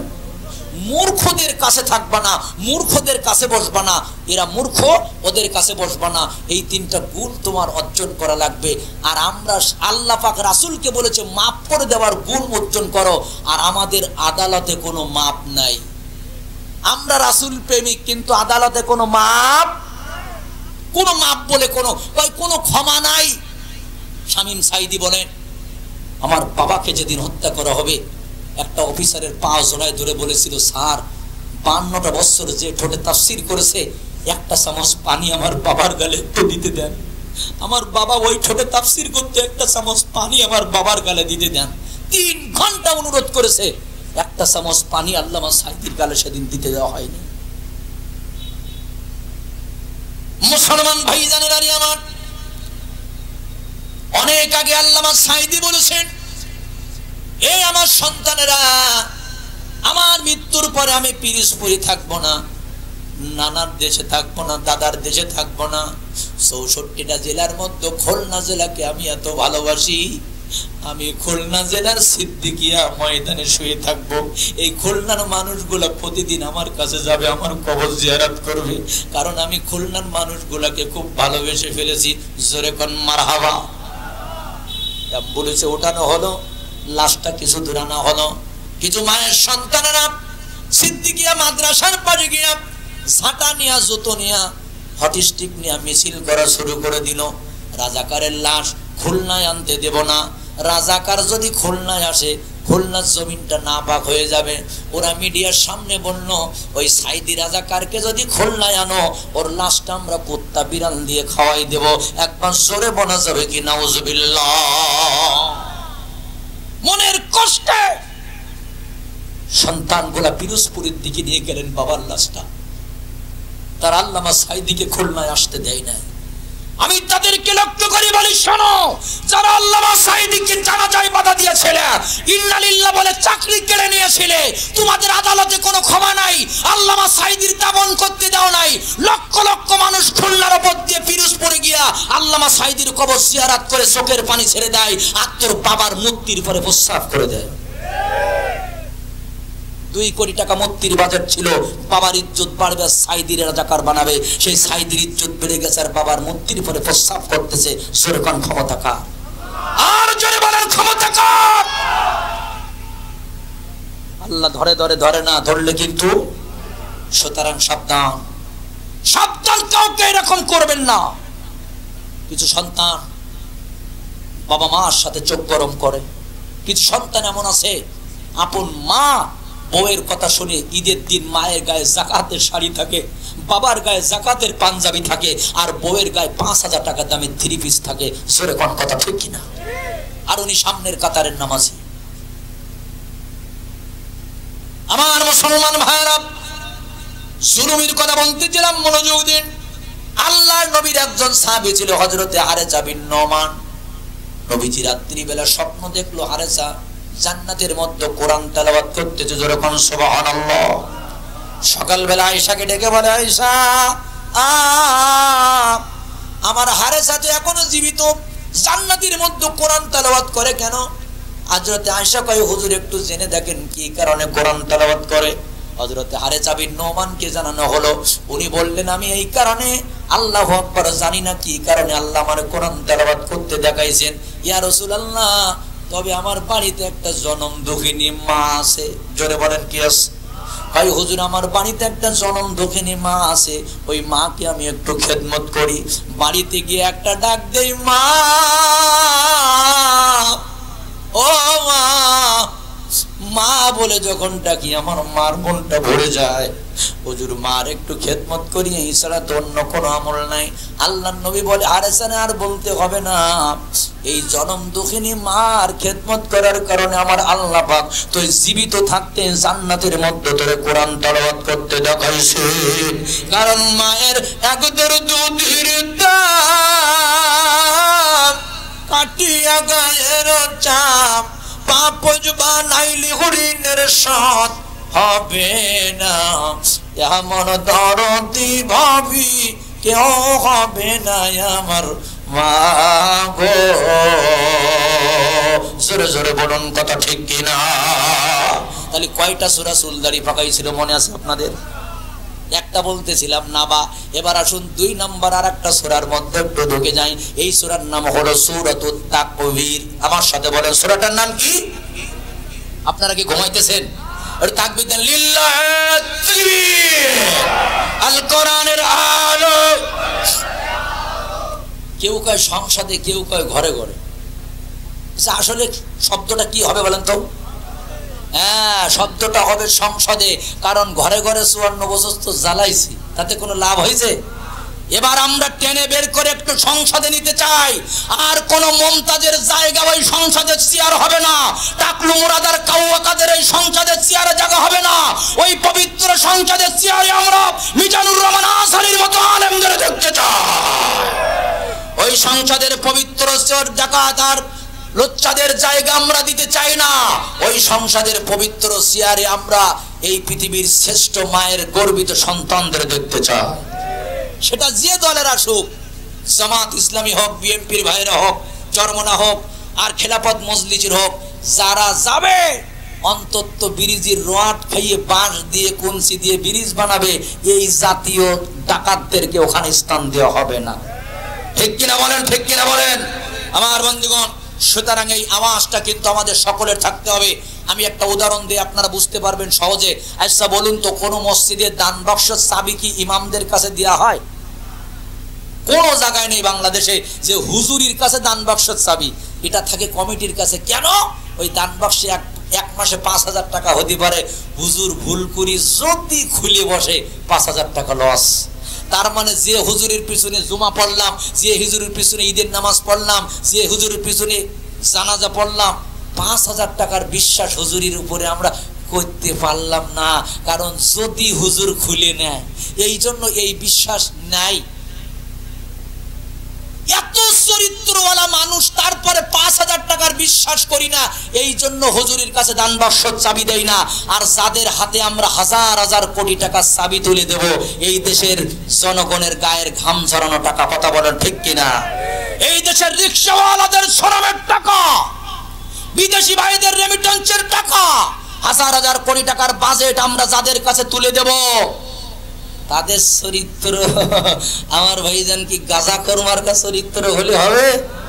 নারীখোর মার্কা চরিত্র হবে? দাড়ি কাটা চরিত্র হবে না। 5000 টাকার বিশ্বাস যদি ইমামরে করতে পারি না, চাবি তুলে দেই না, তাহলে যার হাতে হাজার হাজার কোটি টাকার চাবি তুলে দেব, সংসদে পাঠাবো, তার চরিত্র ইমামের চেয়ে আরো সুন্দর হওয়া লাগবে। জোরে বলেন, জোরে বলেন, কত ঠিক কিনা? তা না হলে আমি এই উদাহরণটা আরো বহুত আগে দিয়েছিলাম, হয়তো অনেকের মনে আছে। বন্দুক হলো 10 জন, আইসক্রিম কিনেছে একখানা, কয়খানা? কথা বলা লাগবে। বন্ধু কয়জন? 9 জন চাইলে একজন চাটি আর একজনের কাছে, ও চাটি আর একজনের কাছে, চাটতে চাটতে যদি 9 জন চাটে, 10 নম্বরের হাতে যখন যাবে কি থাকবে? কাটি থাকবে, তাই না? হাজার হাজার কোটি টাকার বাজেট যখন ওখানে হয়, আমরা টিভিতে দেখি আর কিট কিট কিট কিট করে হাসি, ওরে কোটি কোটি টাকা কয়রার জন্য বাজেট, আর আমরা ডুবে মরবো না, এইবার বাদ হবে। কিন্তু যেই বাজেট হয় সেই চাটা শুরু হয়, একজন চাটি আর একজনের কাছে, ও চাটি আর একজনের কাছে, চাটতে চাটতে 18 মাইলে আসার আগে কাঠি বেরিয়ে যায়। কথা বলেন না কেন ভাইরা আমার? তাহলে ওই জাতীয় চরিত্রওয়ালা মানুষগুলো আমরা দেখতে চাই। আল্লাহর নবীর চরিত্র যেমন, আপনাদের ওয়াজ মনে আছে, নবী হবে মূল কবি, আমরা হব নবীর ফটোকপি। তাহলে একটু হাত দিয়ে দেখেন দিন, নবীর মুখে কি দাড়ি ছিল? আমাদের মুখে কি আছে? সবার আছে। 2-1 কয় হুজুর চুল কই, চুল কই, এরকম আছে না? কয় চুল কই, তা আমাদের চুল খায় না, তোমার চুল খায় কেন? সিরাত মাহফিল এসেছো, সিরাত মাহফিল, এক কথায় সিরাত, রাসূল হবে মূল কপি, আমরা হব রাসূলের। তাহলে রাসূলের মুখে যদি দাড়ি থাকে, তোমার মুখে ও খোর লাগানো যাবে? 2-1 কো আমার মিসেস আমাকে দাড়ি রাখতে দেয় না। যে মহিলা দাড়ি রাখতে দেয় না, ও কি মহিলা জাত? আপনারা কি মনে করেন? খোঁজ নিয়ে দেখেন, ওর মাও কোনোদিন ওর বাপের মুখে দাড়ি রাখতে দেয়নি। আরো খোঁজ নেন, ওর নানিও নানার মুখে দাড়ি রাখতে দেয়নি, ও সেই বংশের জাত। কিন্তু অরিজিনাল যদি প্রকৃত কোনো ইমানদার ঘরে, কোনো মুসলিমের ঘরে কোনো মহিলার জন্ম নিয়ে থাকে, স্বামীর পাও ধরে হরে বলবে, স্বামী রে, রাসূলের সিরাত মাহফিল শুনতে গেছো, এই দাড়িটা কাটা যাবে না, কারণ মরার পরে শরীর থেকে সব সুন্নাত খুলে নেওয়া হবে, আল্লাহ রাসূলের একটা সুন্নাত খোলা যাবে না, সেটার নাম কি? ধরে বলেন। সব খোলা যাবে, দাড়ি কি খোলা যাবে? তাহলে একজন ব্যক্তি দাড়ি কাটতো, আজকের ওয়াজ শুনে বলবে, হুজুর আজ জীবনে খোল লাগাবো না, এই ওয়াজ সার্থক হয়ে যাবে। হাত তোলেন তো, যে হুজুর জীবনে আর খোল লাগাবো না। আর যাদের আছে তারা না কাটে নিয়মিত, কিন্তু আর জীবনে কাটবে না, আজকের এই মাহফিল সার্থক হয়ে যাবে, হুজুর আর জীবনে দাড়ি কাটবো না। এটা আছে, তার জন্য প্রাণ ভরে দোয়া করবো আমি আজকের এই ময়দানে। আছে কেউ? দেখেন ওয়াজ কোন জায়গায়? হ্যাঁ, একজন হাত তোলেন তো, যে হুজুর জীবনে দাড়ি কাটবো না। এই যুবকেরা কই? ওই আমার মুসলমান ভাইয়েরা মনোযোগ দেন, যে কথা বলতেছিলাম, আল্লাহু আকবার। একটা সূরার নাম হলো সূরাতুন নাবা। এবার আমরা আরেকটা শোনাই যাচ্ছি, এই সূরাটার নাম হলো সূরাতুত তাকবীর। আমার সাথে আরেকবার বলেন, সূরাটার নাম কি? ইযা শামসু কুবিরাত ওয়া ইযান নুজুমু কাদারাত ওয়া ইযাল জিবালু সুয়্যিরাত ওয়া ইযাল ইশারু উত্তিলাত ওয়া ইযাল উউশু উশিরাত ওয়া ইযাল বিহারু ফুজ্জিরাত। জোরে কোন আল্লাহু আকবার। ইযা শামসু কুবিরাত, আল্লাহ পাক বলে সূর্যের কাছ থেকে আলো কেড়ে নেব। ওয়া ইযান নুজুমুন কাদারাত, তারকাগুলো ঝরঝর করে জমিনে পড়বে। ওয়া ইযাল জিবালু সুয়্যিরাত, পাহাড়গুলো সব তুলোর মতো উঠতে থাকবে। ওয়া ইযাল ইশারু উত্তিলাত, জীবজন্তু ওই গর্ভবতী উটের কথা আর কারো মনে থাকবে না, খেয়াল থাকবে না। ওয়া ইযাল উহুশু হুশিরাত, আল্লাহ কয় ওই জীবজন্তুগুলো বন থেকে আমি একত্রিত করে দেব, লোকালয়ে আনবো। ওয়া ইযাল বিহারু সুজ্জিরাত, আল্লাহ কয় সমুদ্রের মাঝখানে আমি আগুন জ্বালাই দেব, দাও দাও করে। পেট্রোল লাগবে না, কেরোসিন লাগবে না, আমার ভাইজান সেদিন কোনো অক্টেন লাগবে না। ওই শুদ্ধ সমুদ্রের মধ্যে আগুন জ্বালাবেন কে? এ মা বোনেরা খেয়াল করেন, ওয়াইজাল মাউদাতু সুইলাত, আল্লাহ কয় জীবন্ত কবর দিয়া মেয়েগুলোকে আমি উঠাবো। বিআইয়ি জামবিন কুতিলাত, আর ওদেরকে জিজ্ঞাসা করব, তুই সত্য করে বল, কি কারণে তোর মা বাবা তোর জীবন্ত কবর দিয়েছে, দুনিয়ার মুখ দেখতে দেয় নাই? 7 মাসের বাচ্চা নষ্ট করেছে, 8 মাসের বাচ্চা নষ্ট করেছে, অ্যাবর্শন করেছে, আবার মেয়ে সন্তান এই জন্য নষ্ট করলো, তুই একটু জবান খুলে দে। ওয়াইজাল মাউদাতু সুইলাত, আল্লাহ কয় জীবন্ত কবর দিয়া মেয়েগুলো উঠাবো। বিআইয়ি জামবিন কুতিলাত, আর জিজ্ঞাসা করব কি কারণে তোদের বাবা মা হত্যা করলো।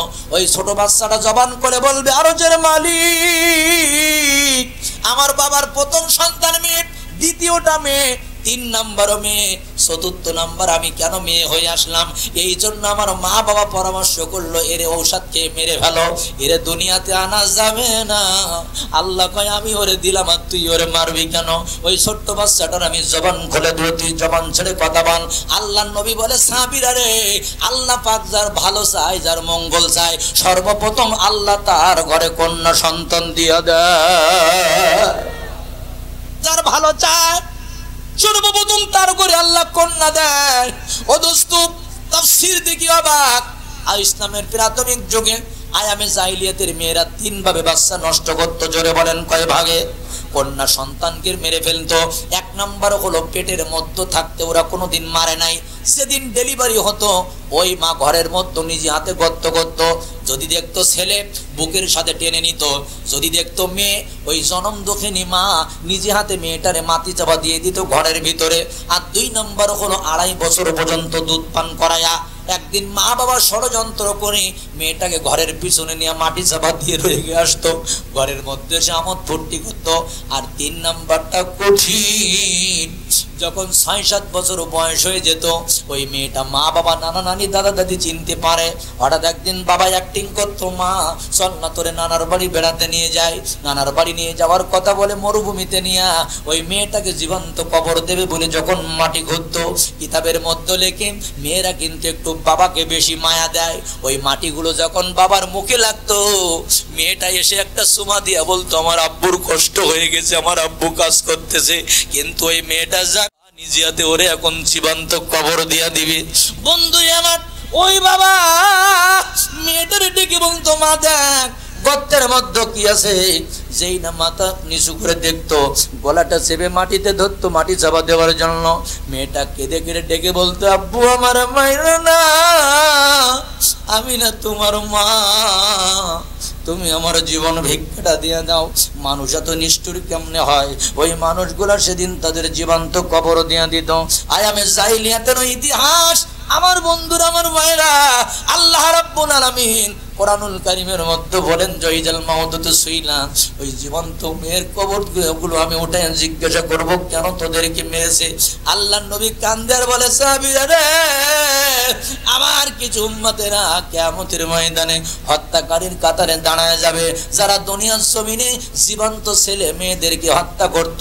কারণ অনেক মহিলারা আছে বাচ্চা নষ্ট করেছে স্বামীর কারণে, আবার অনেক স্বামী আছে স্ত্রীকে বলে তুমি বাচ্চা রাখো গোপনে বাবার বাড়ির, ওই মা আর নানির পরামর্শে ওর বাচ্চাটা নষ্ট করে দেয়। জোরে বলেন আছে না না আমার ভাইরা, আমার বন্ধুরা? এই কারণে আল্লাহু আকবার, সেদিন আল্লাহর দরবারে আমরা হত্যাকারীর কাতারে দাঁড়ায় যাব। আমরা কিন্তু আমার বন্ধুরা সেদিন বাঁচতে পারবো না। আজকে আমাদের দুনিয়ার জমিনে আমরা এমন হয়েছি যে মানুষ হত্যা করতে এখন আমাদের সকাল বিকাল লাগে না, যে যখন মনে করে একজন মানুষকে হত্যা করে ফেলতে পারে, মেরে ফেলতে পারে। আচ্ছা আপনারা বলেন তো, এখন যদি কোনো ভাইরাল বক্তার কাছে ফোন দেওয়া হয়, প্রথম কথা হবে 80,000 লাগবে, 90,000 লাগবে, হরিণীর গোস্ত খেতে দেবেন, জঙ্গল দেখাবেন, মিডিয়া লাগবে। আর 1 নম্বর সত্য হলো সব টাকা প্রেমের না করা পর্যন্ত বক্তা স্টেজে উঠবে না। আপনারা সত্যি কথা বলেন তো, আল্লামা সাঈদী কোনোদিন কি হেলিকপ্টারের কথা বলতো? আল্লামা সাঈদী কোনোদিন বিমানের কথা বলে নাই। আল্লামা সাঈদী কোনোদিন বলে নাই যে আমার সব টাকা দাও পেমেন্ট করো, তা না হলে আমি স্টেজে কথা বলবো না। আমার ভাইজান কামাল উদ্দিন জাফরির এই কথাটা মনে পড়ে গেল। রাত 3টার সময় কয় বিদেশে ওয়াজ করতে গেলাম। কামাল উদ্দিন জাফরি বলে রাত যখন 3টা বাজে আল্লামা সাঈদী উঠে আমার জুতো নিয়ে ওনার জামা দিয়ে ডুলে ডুলে পরিষ্কার করে। কামাল উদ্দিন জাফরি কয় আমি জিজ্ঞাসা করলাম ভাইজান আপনি এত বড় বক্তা, আমার জুতা রাত্রি কেন পরিষ্কার করতেছেন? আল্লামা সাঈদী একটা মুস্কি হাসি দিয়ে বলেছে ভাইরে, আমি শুনেছি আলেমদের খেদমত করলে নাকি আল্লাহ খুশি হয়ে যায়। যে ব্যক্তি এত বড় আলেম সে আবার আলেমদের খেদমত করে। আমি আসাদুজ্জামান আল্লাহর কোরআন শপথ করে বলি, গত 2 বছর আগের কথা, ওই যে শ্যামনগর কালীগঞ্জ, আমার বয়ানের আগে ছোট্ট একটা বাচ্চা মাইকটা নিয়ে বলেছিল একটা ইসলামী সঙ্গীত গাই। কোনো অপরাধ ছিল না, শুধুমাত্র একটি কথা বলেছিল, কোরআনের পাখি আজ দিয়ে গেল পাখি, ফিরে আর আসবে না যতবার ডাকি। মাইকটা কেড়ে নিয়ে গলাটা ধরে স্টেজ থেকে নামিয়ে দিয়ে বলে হলো, রাজাকারের বাচ্চা, ওর বাবার নাম আমার কাছে জমা দাও, লিস্ট জমা দাও, ওদের বিচার হবে, কোন রাজাকারের বংশ বাংলাদেশে থাকবে না। সেদিন আমি বলেছিলাম, আপনি কার বন্ধ করতে চান? যার অশ্বনে আমি আসাদুজ্জামান হয়েছি, যার অশ্বনে বেপর্দা নারীরা পর্দা করে, যার অশ্বনে বেনামাজিরা নামাজি হয়, ইচ্ছে করে সব কেড়ে নিতে পারবেন, আল্লামা সাইদির ভালোবাসা কলিজাত থেকে কেড়ে নেওয়া যাবে না। ঠিক কিনা বলেন? আমার বন্ধুগণ, কিয়ামতের ময়দানে কিছু মানুষ আছে হত্যা করবে না, হত্যাকারীর হয়ে উঠবে। কেন? আমি এই ওয়াজটা কেন করলাম? ওয়ামাই ইয়াকতুল মুমিনাম মুতাআম্মিদান ফাজাযাউহু জাহান্নাম। অন্যায়ভাবে কেউ যদি কাউকে হত্যা করে তার স্থান হবে জাহান্নাম। একজন মানুষ হত্যা করে নাই, তবে তার সাপোর্ট করেছে যে হ্যাঁ হত্যা করো, ঠিক আছে, তার স্থান হবে জাহান্নাম, যদিও সে নামাজি হয়। তাহলে বলেন তো, আমার দেশে কিছু মানুষের সমস্যা আছে না নাই? আরো জোরে বলুন তো, কথা আসে না না? ভাইজান, অতটা সোজা নয়। চাঁদালি ব্রিজের পরে আমরা 6 জন দুটি হাত জোর করে বলেছিলাম, স্যার একটিবার শুধু একটু জানাজা পড়তে যাব, যে মানুষটাকে কলিজা দিয়ে ভালোবাসি, এই মানুষটা জানাজা একটু পড়তে দেন। সেদিন আমাদেরকে জানাজায় পর্যন্ত যেতে দেওয়া হলো না। আরে মানুষ কত বড় জালেম হয় যে একজন কাফের বেঈমানের ইতিহাস তারা ভঙ্গ করে ফেলেছে, ইতিহাস ভঙ্গ করে ফেলেছে। আল্লাহ ধরে না, ধরলে কিন্তু। এজন্য আমি আসাদুজ্জামান বহুত আগে আপনাদের গিয়ে শোনাইছিলাম, আমার ভাইজান ক্ষমতার অপব্যবহার যারা করেছে, সবাই ছাড়িলে বলন কে ধরেছে। নমরুদ, ফিরাউন, হামান এদের মাত্তি লাগাইনি কামান। নমরুদ, ফিরাউন, হামান এদের মাত্তি লাগাইনি কামান। অনেকের নীল দুনিয়ায় সোফাই মাইরাছে, সবাই ছাড়িলে বলেন কে ধরেছে। সবাই ছাড়িলে কিন্তু ভাইজান আমার আল্লাহ ধরেছে। আমার ভাইজান নমরুদের ছিল কত আশা, ঢুকলো নাকি প্যারালাইসিস মশা। কি মশা ঢুকছে? প্যারালাইসিস মশা। জুতোর বাড়ি খাইয়া লাস্টে দেশ সাইডাছে, সবাই ছাড়িলে বলেন কে ধরেছে। শোনেন, মানুষ 2 কারণে স্মরণীয় হয়। কয় কারণে? 2 কারণে। একটা হলো কুখ্যাতর কারণে, আর একটা হলো বিখ্যাতর কারণে। ফিরাউন, এরপরে আবু জেহেল, এরা তো মানে কি আমার ভাইজান স্মরণীয়। আমি যদি বলি চাচা 1 বিঘা জমি লিখে দেবো, আপনার ছেলের নামটা আবু জেহেল রাখবেন? আমি যদি বলি 1 লাখ টাকা দেবো, আপনার ছেলের নামটা ফিরাউন থাক, আপনি কি রাখবেন? বলবেন না। ও যতই আমি ফিরাউন আবু জেহেল বলি না কেন, ও ঘৃণা আছে, ওই নাম রাখা যাবে। তুমি যত বড় নেতা, তোমার মরার পরে জানা যায় লোক হয় 10 জন, ইমাম খুঁজে পাওয়া যায় না।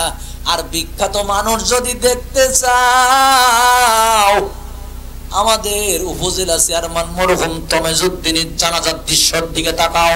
এ বাংলার মানুষ, জানাজার দৃশ্য যদি দেখতে চাও, সাতক্ষীরার গর্ব কিংবদন্তি আল্লামা মরহুম মাওলানা রিয়াসাত আলীর জানাজার দৃশ্যের দিকে একবার তাকাও। যদি জানাজার দৃশ্য তোমরা দেখতে চাও, জুবাইর আহমদ আনসারীর জানাজার দিকে একবার তাকাও। জানাজার দৃশ্য যদি দেখতে চাও, আল্লামা শফি রহমাতুল্লাহ আলাইহির জানাজার দৃশ্যের দিকে একবার তাকাও। আর যদি আরো জানাজা দেখতে চাও, তাহলে আল্লামা সাইদির জানাজা একটু তাকাও। কেন জানো? সকাল 10টা থেকে রাত 8টা পর্যন্ত হাজার হাজার মানুষ জানাজা পড়ে, তারপরে জানাজা পড়ে কলিজায় শান্তি হয় না। অদস্ত আল্লাহর নবীর চাচা আমির হামজা উহুদের ময়দানে যখন শহীদ হলো, 70 জন শহীদ হয়েছে, আল্লাহর নবী 68টা লাশ খুঁজে পেয়েছে। জোরে বলুন কয়টা? 2টা নাই। নবীজি কয় এই 2টা লাশ কই গেল? একজন এসে বলে, একটা মহিলা বোরকা পরা, হুজুর আমার স্বামীর নাম হলো হানজালা, ইয়া রাসূলুল্লাহ তার বিয়েতে আপনি খেজুর ছড়াইছিলেন, আমার স্বামীরে খুঁজে পাওয়া যাচ্ছে না, 2 জনের ভিতরে আমার স্বামী একজন। নবীজি, আমার স্বামীরে দাফন করার আগে গোসল করায় নেবেন। আমার স্বামী কিন্তু নাপাক, আমার স্বামীর কিন্তু গোসল ফরজ হয়ে গেছে। জিবরাইল কয়, ইয়া রাসূলুল্লাহ গোসল দেয়া লাগবে না, এই ফেরেশতারা 3য় আসমানে নিয়া আমরা তার জমজমার পানি দিয়ে গোসল করাইছি। ওই হানজালার মাথার দিকে তাকায় দেখেন পানিগুলা চুন দিয়ে টপ টপ টপ টপ করে পড়তেছে। চিল্লায় বলা যাবে কি সুবহানাল্লাহ।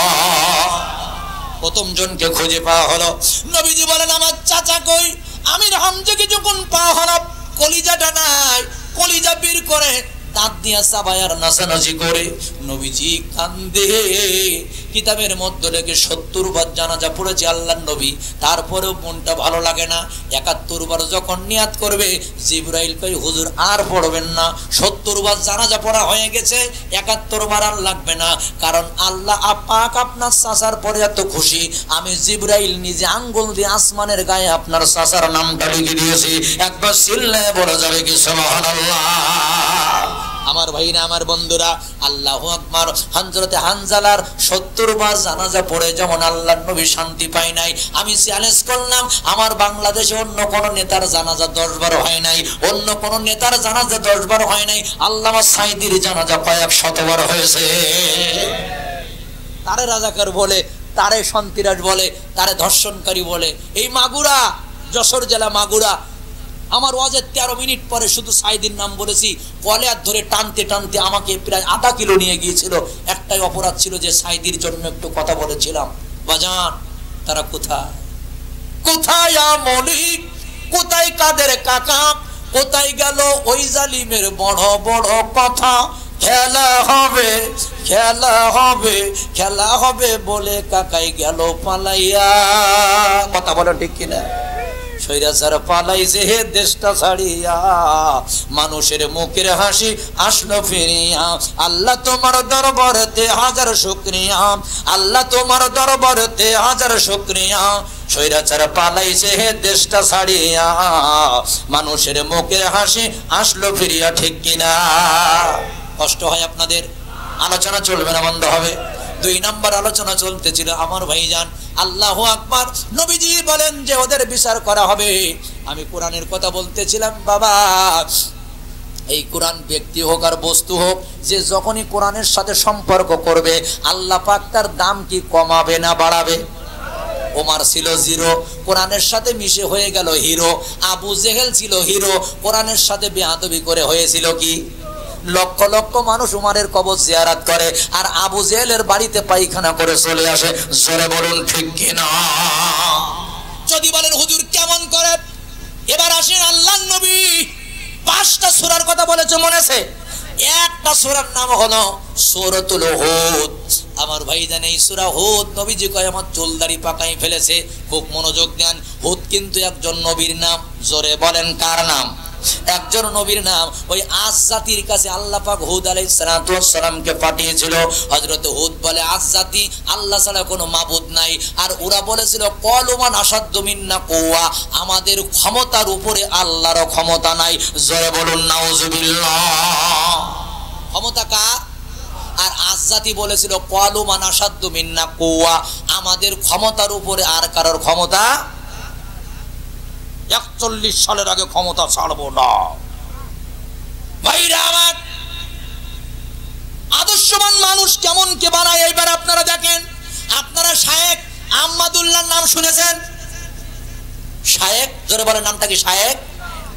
বাংলাদেশে বর্তমানে যত হক্কানি আলেম আছে, আমি আসাদুজ্জামান তার ভিতরে আমি শায়েখ আহমদুল্লাহর নামটা গণ্য করি। কেন জানেন?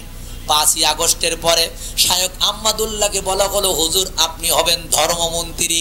জোরে বলেন কি মন্ত্রী? কোনো প্রচার নাই, কোনো নমিনেশন নাই, কোনো ব্যালট নাই, 1 টাকা খরচ নাই। ডাক দিয়া যারা মন্ত্রী বানাই দিবে, তার একটা সিগনেচারে হাজার হাজার কোটি কোটি টাকা উঠবে। তার নাম হলো মন্ত্রী। পুলিশ অফিসার গুলো স্যার স্যার বলে সালাম করবে, র্যাব পুলিশ গুলো স্যার বলবে। শায়েখ আহমদুল্লাহ ডেকে বললেন, এই ক্ষমতা এই দায়িত্ব আমার দেবেন না, কারণ আমি হয়তো এই ক্ষমতার হক আদায় করতে পারবো না। তোমরা যদি পারো আর একজনের কাছে দাও। ওরে ক্ষমতার জন্য মানুষ যেখানে পাগল, আর শায়েখ আহমদুল্লাহর মতো একজন মানুষ উনি এই দায়িত্ব গ্রহণ করতে চায় নাই। কেন জানেন? কারণ ওনার ভিতরে যেটা আছে সেটা হলো কোরআন। কারণ উনি জানে যদি কারোর কিঞ্চিত পরিমাণ হক আমি নষ্ট করি, কিয়ামতের ময়দানে আল্লাহর আদালতে আমার দাঁড়াইতে হবে। এটা হলো কোরআনওয়ালাদের আদর্শ। জোরে বলেন কাদের আদর্শ? এটা হলো কোরআন ওয়ালাদের আদর্শ। এই জন্য বাবা আজকে দুই একজন মৌলবীদের দেখতে পায় না, ওই হুজুররা ইমামতি করবে, হুজুররা আবার রাজনীতি করবে কেন, হুজুররা আবার ভোট করবে কেন, হুজুররা খালি তাবিজ লিখবে, হুজুররা কায়ফু দেবে, হুজুররা ব্যাগ হাতে করে লোকের দুয়ারে দুয়ারে চাইলা দেয় করবে। এসব করার কি দরকার? কেন দরকার? কি জন্য দরকার? এই কথাটা তোমার বুঝতে হবে। সূরা তাওবার 18 নম্বর আয়াতে কারিমার দলিলে এই আয়াত ছাড়া কোনো মসজিদের কমিটি করা যাবে না। যদি এই আয়াত ভিত্তিক কমিটি না হয় আল্লাহর কাছে জবাব দেওয়া লাগবে। আল্লাহ কয় ইন্নামা ইয়ামুরু মাসাজিদাল্লাহ, আমার ঘর মসজিদে কমিটি হবে তারা গুণ অর্জন করবে 5টা। যারা জোরে বলেন কয়টা? আল্লাহ কয় 1 নম্বর হলো আমানা বিল্লাহি ওয়াল ইয়াউমিল আখির ওয়া কামাস সালাতা ওয়া আতাস যাকাতা ওয়া লাম ইয়াখশা ইল্লাল্লাহ। আল্লাহর পর ঈমান থাকা লাগবে, আখিরাতের বিশ্বাস থাকা লাগবে, আর তার নামাজি হওয়া লাগবে। কি হওয়া লাগবে? নামাজি হওয়া লাগবে। আমরা খুঁজি টাকাওয়ালা, আমরা কিন্তু নামাজওয়ালা খুঁজি না। আল্লাহ কয় যাকাতা, আতাস যাকাত দেনেওয়ালা হবে। তবে 5 নাম্বার পয়েন্টে বাংলাদেশে সব কমিটি ধরা খাবে। বলবেন হুজুর কেন? ওয়ালাম ইয়াখশা ইল্লাল্লাহ, আল্লাহ কয় আমার জমিনে সে আল্লাহ ছাড়া কাউকে ভয় করতে পারবে না। তোমার যদি 1 বছর কমিটির দায়িত্ব থাকে, 2 বছর কমিটির মেয়াদ থাকে, আল্লাহ ছাড়া কাউকে ভয় করবে না। জুমার দিন মসজিদের মিম্বার থেকে সুদখোরের বিরুদ্ধে ওয়াজ হবে, তোমার মাথা পেতে মেনে নেওয়া লাগবে। মসজিদের মিম্বার থেকে জালেমের বিরুদ্ধে ওয়াজ হবে, তোমার মেনে নেওয়া লাগবে। মসজিদের মিম্বার থেকে জিনাকারের বিরুদ্ধে ওয়াজ হবে, সাদাবাজের বিরুদ্ধে ওয়াজ হবে, তোমার মেনে নেওয়া লাগবে। কথা বলেন ঠিক কিনা? তোমার যদি চুলকানি বেরিয়ে যায় মনে করবা তোমার যে এলার্জি আছে, এই এলার্জি দিয়ে কমিটি হওয়া যাবে না। সুতরাং আল্লাহর ঘরের কমিটি কারা হবে বলেছেন কে? শুনেন, একটা হাদিসের মধ্যে আছে আল্লাহর নবী নিজেই বলেছেন এই পৃথিবীতে 1 ইঞ্চি জমি যেখানে আছে সব আল্লাহর কাছে মসজিদ সমতুল্য। জোরে বলেন আল্লাহু আকবার। এবার আপনারা বলেন এই পৃথিবীর জমি আল্লাহর কাছে কি সমতুল্য? এটা হাদিসে আছে যে পৃথিবীতে 1 ইঞ্চি জমি যদি থাকে সেটা আল্লাহর কাছে মসজিদের মতো। তাহলে মসজিদের ভিতরে যদি হুজুররা নেতৃত্ব দিতে পারে, মসজিদে যদি হুজুর নেতাগিরি করতে পারে, জমিনের নেতৃত্ব দিতে পারবে না? আপনারা বলেন পারবে না? অবশ্যই পারবে, অবশ্যই পারবে। কারণ আদর্শবাণীরা ভাই জানেন, আরে আমার স্কুল কলেজ ইউনিভার্সিটির একটা ছেলে যখন মারতে যায় লাঠিটা ধরে বলে একটা বাড়ি দেবেন না, বান্দরবনে পাঠাই দেব। আর আপনাদের এই হেফজোখানায় উস্তাদ যখন ছাত্রদেরকে মারতে যায় একটু দেখবেন মাথাটা নিচু করে মার খায়, 2 চোখের পানি টপ টপ টপ টপ করে পড়ে, হুজুরের চোখের দিকে তাকায় না। আমরা যখন হেফজোখানায় পড়েছি হুজুর মারে আর মাথা নিচু করে মার খায়। হুজুরির মারতে মারতে যদি কষ্ট হয়ে যায়, একটু আগে যে ছেলেটাকে মারলো ওই ছেলেটা একটা পাকা নিয়ে হুজুরের গায়ে বাতাস দেয় আর বলে হুজুর আমার মারতে গিয়ে আপনার কষ্ট হয়ে গেছে। এ মুসলমান, উস্তাদ মারে আবার উস্তাদের গায়ে বাতাস করে, ইতিহাসে আর পাওয়া যাবে না। স্কুল কলেজ ইউনিভার্সিটিতে মারতে গেলে লাঠি এঁটে ধরে আমারে মারবেন না, কার বাবার ছেলে আপনি জানেন না, উস্তাদকে পিটায়। আর এখানে চরিত্র হলো হুজুর মারতে গেলে আবার হুজুরের গায়ে বাতাস দেওয়া। করোনার সময় দেখেছেন মার লাশ বাবার লাশ সন্তান নিতে চায় না, মোবাইল বন্ধ করা। এই মাদ্রাসার ছাত্ররা ওরা পাকড়ি বিক্রি করে, কিতাব বিক্রি করে, কাপড়ের কাপড় কিনে রাত্রি বেলা হাসপাতালে গিয়া অসংখ্য লাশ নিয়ে তারা জানাজা পড়াইছে। কেউ কবর খুঁজেছে আর কেউ গোসল দিয়েছে। জানাজার সময় কেঁদে গেলে বলে ও মা, আমাদের মতো একটা সন্তান যদি তোমাদের কোরআনের মাদ্রাসায় থাকতো, তোমার একটা সন্তান যদি আলেম হতো গো মা, ওই মার লাশ রেখে কোনদিন সে মোবাইল বন্ধ করে রাখতে পারে না। সরকার ঠিক কিনা? মিয়া, বেতনের জন্য শুধু আন্দোলন করো। 80,000 টাকা বেতন বাড়াইছিল সরকার, 80,000 বেতন স্কেল। সনম দুঃখিনী মাকে বৃদ্ধাশ্রমে রেখেছে, 80,000 টাকা বেতন। বাবাকে এলাকায় একটা কুড়ি ঘরে রেখেছে, মা বাবার ভাত দিতে পারি নাই। আর একটা মসজিদের ইমাম, একটা মাদ্রাসার শিক্ষক 5,000 টাকার বেতন। সপ্তাহে একদিন বাড়ি যাবে, মার জন্য আঙ্গুর ফল কিনে পকেটে করে বাড়িতে নিয়ে যায়।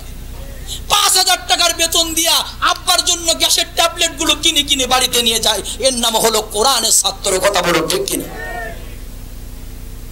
কোরআনের ছাত্র। আমি জিকর গাছা মাহফিল করেছি রাত ৩টার সময়।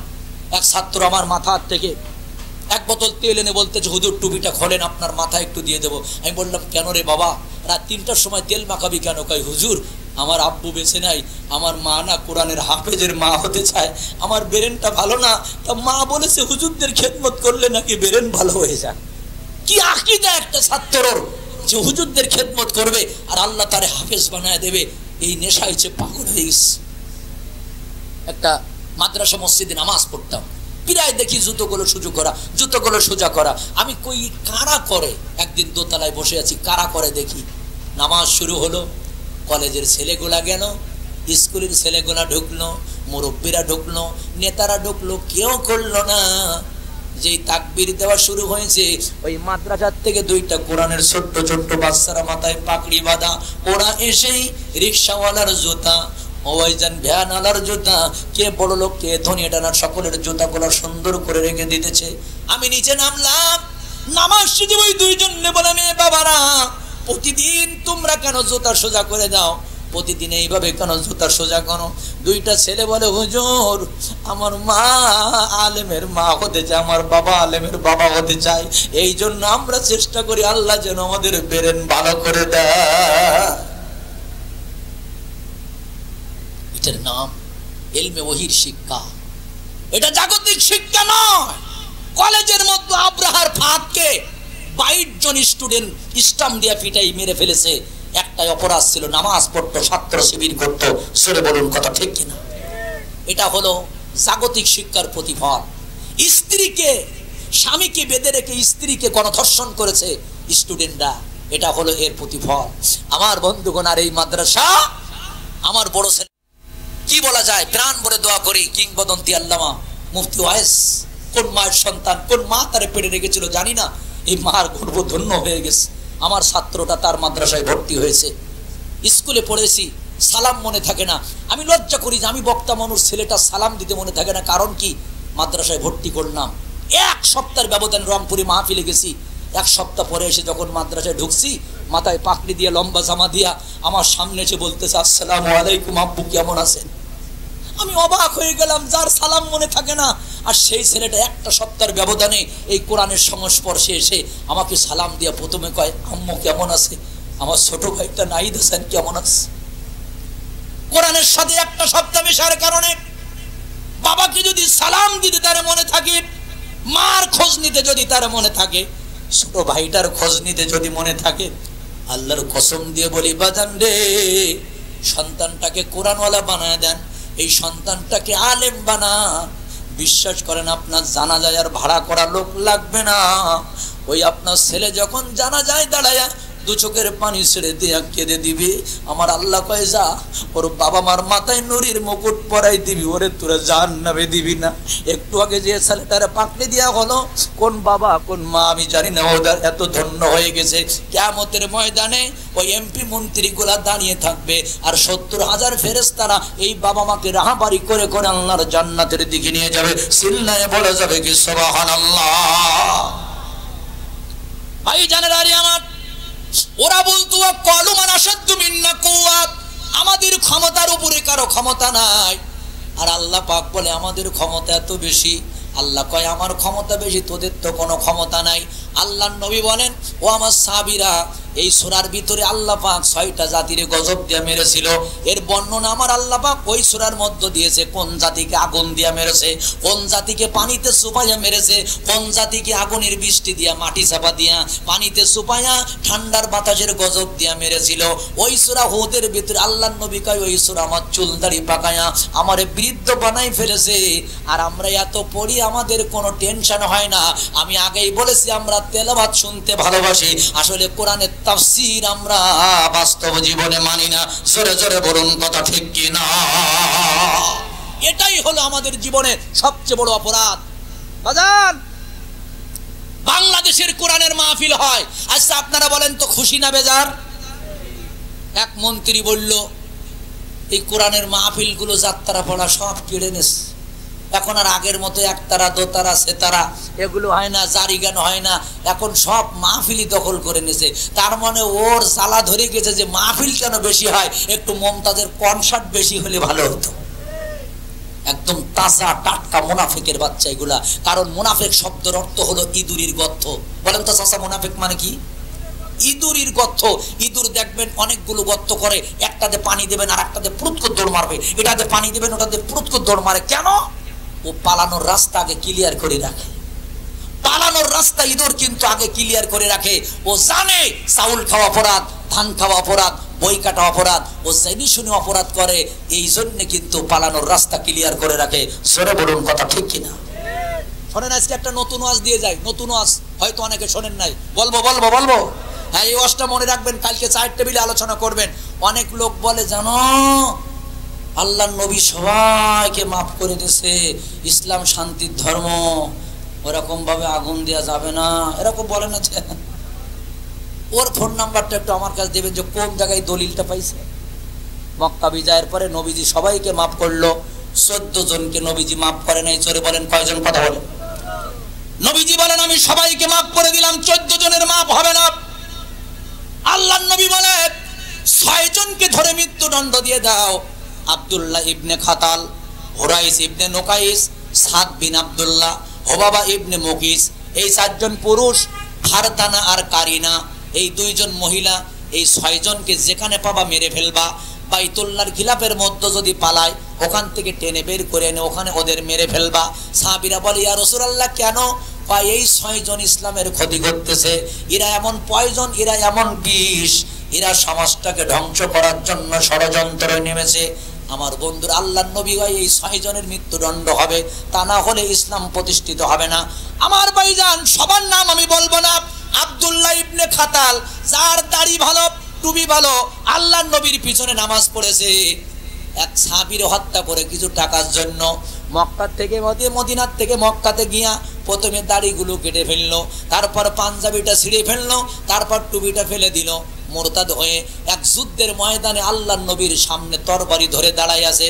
নবীজি অবাক হয়ে বলে আহারে, আমার পিছনে নামাজ পড়লি, আমার সাহাবী তুই আমার সামনে অস্ত্র ধরে দাঁড়ায় থাকলি, কিছু টাকার জন্য সব বিক্রি করে ফেললি।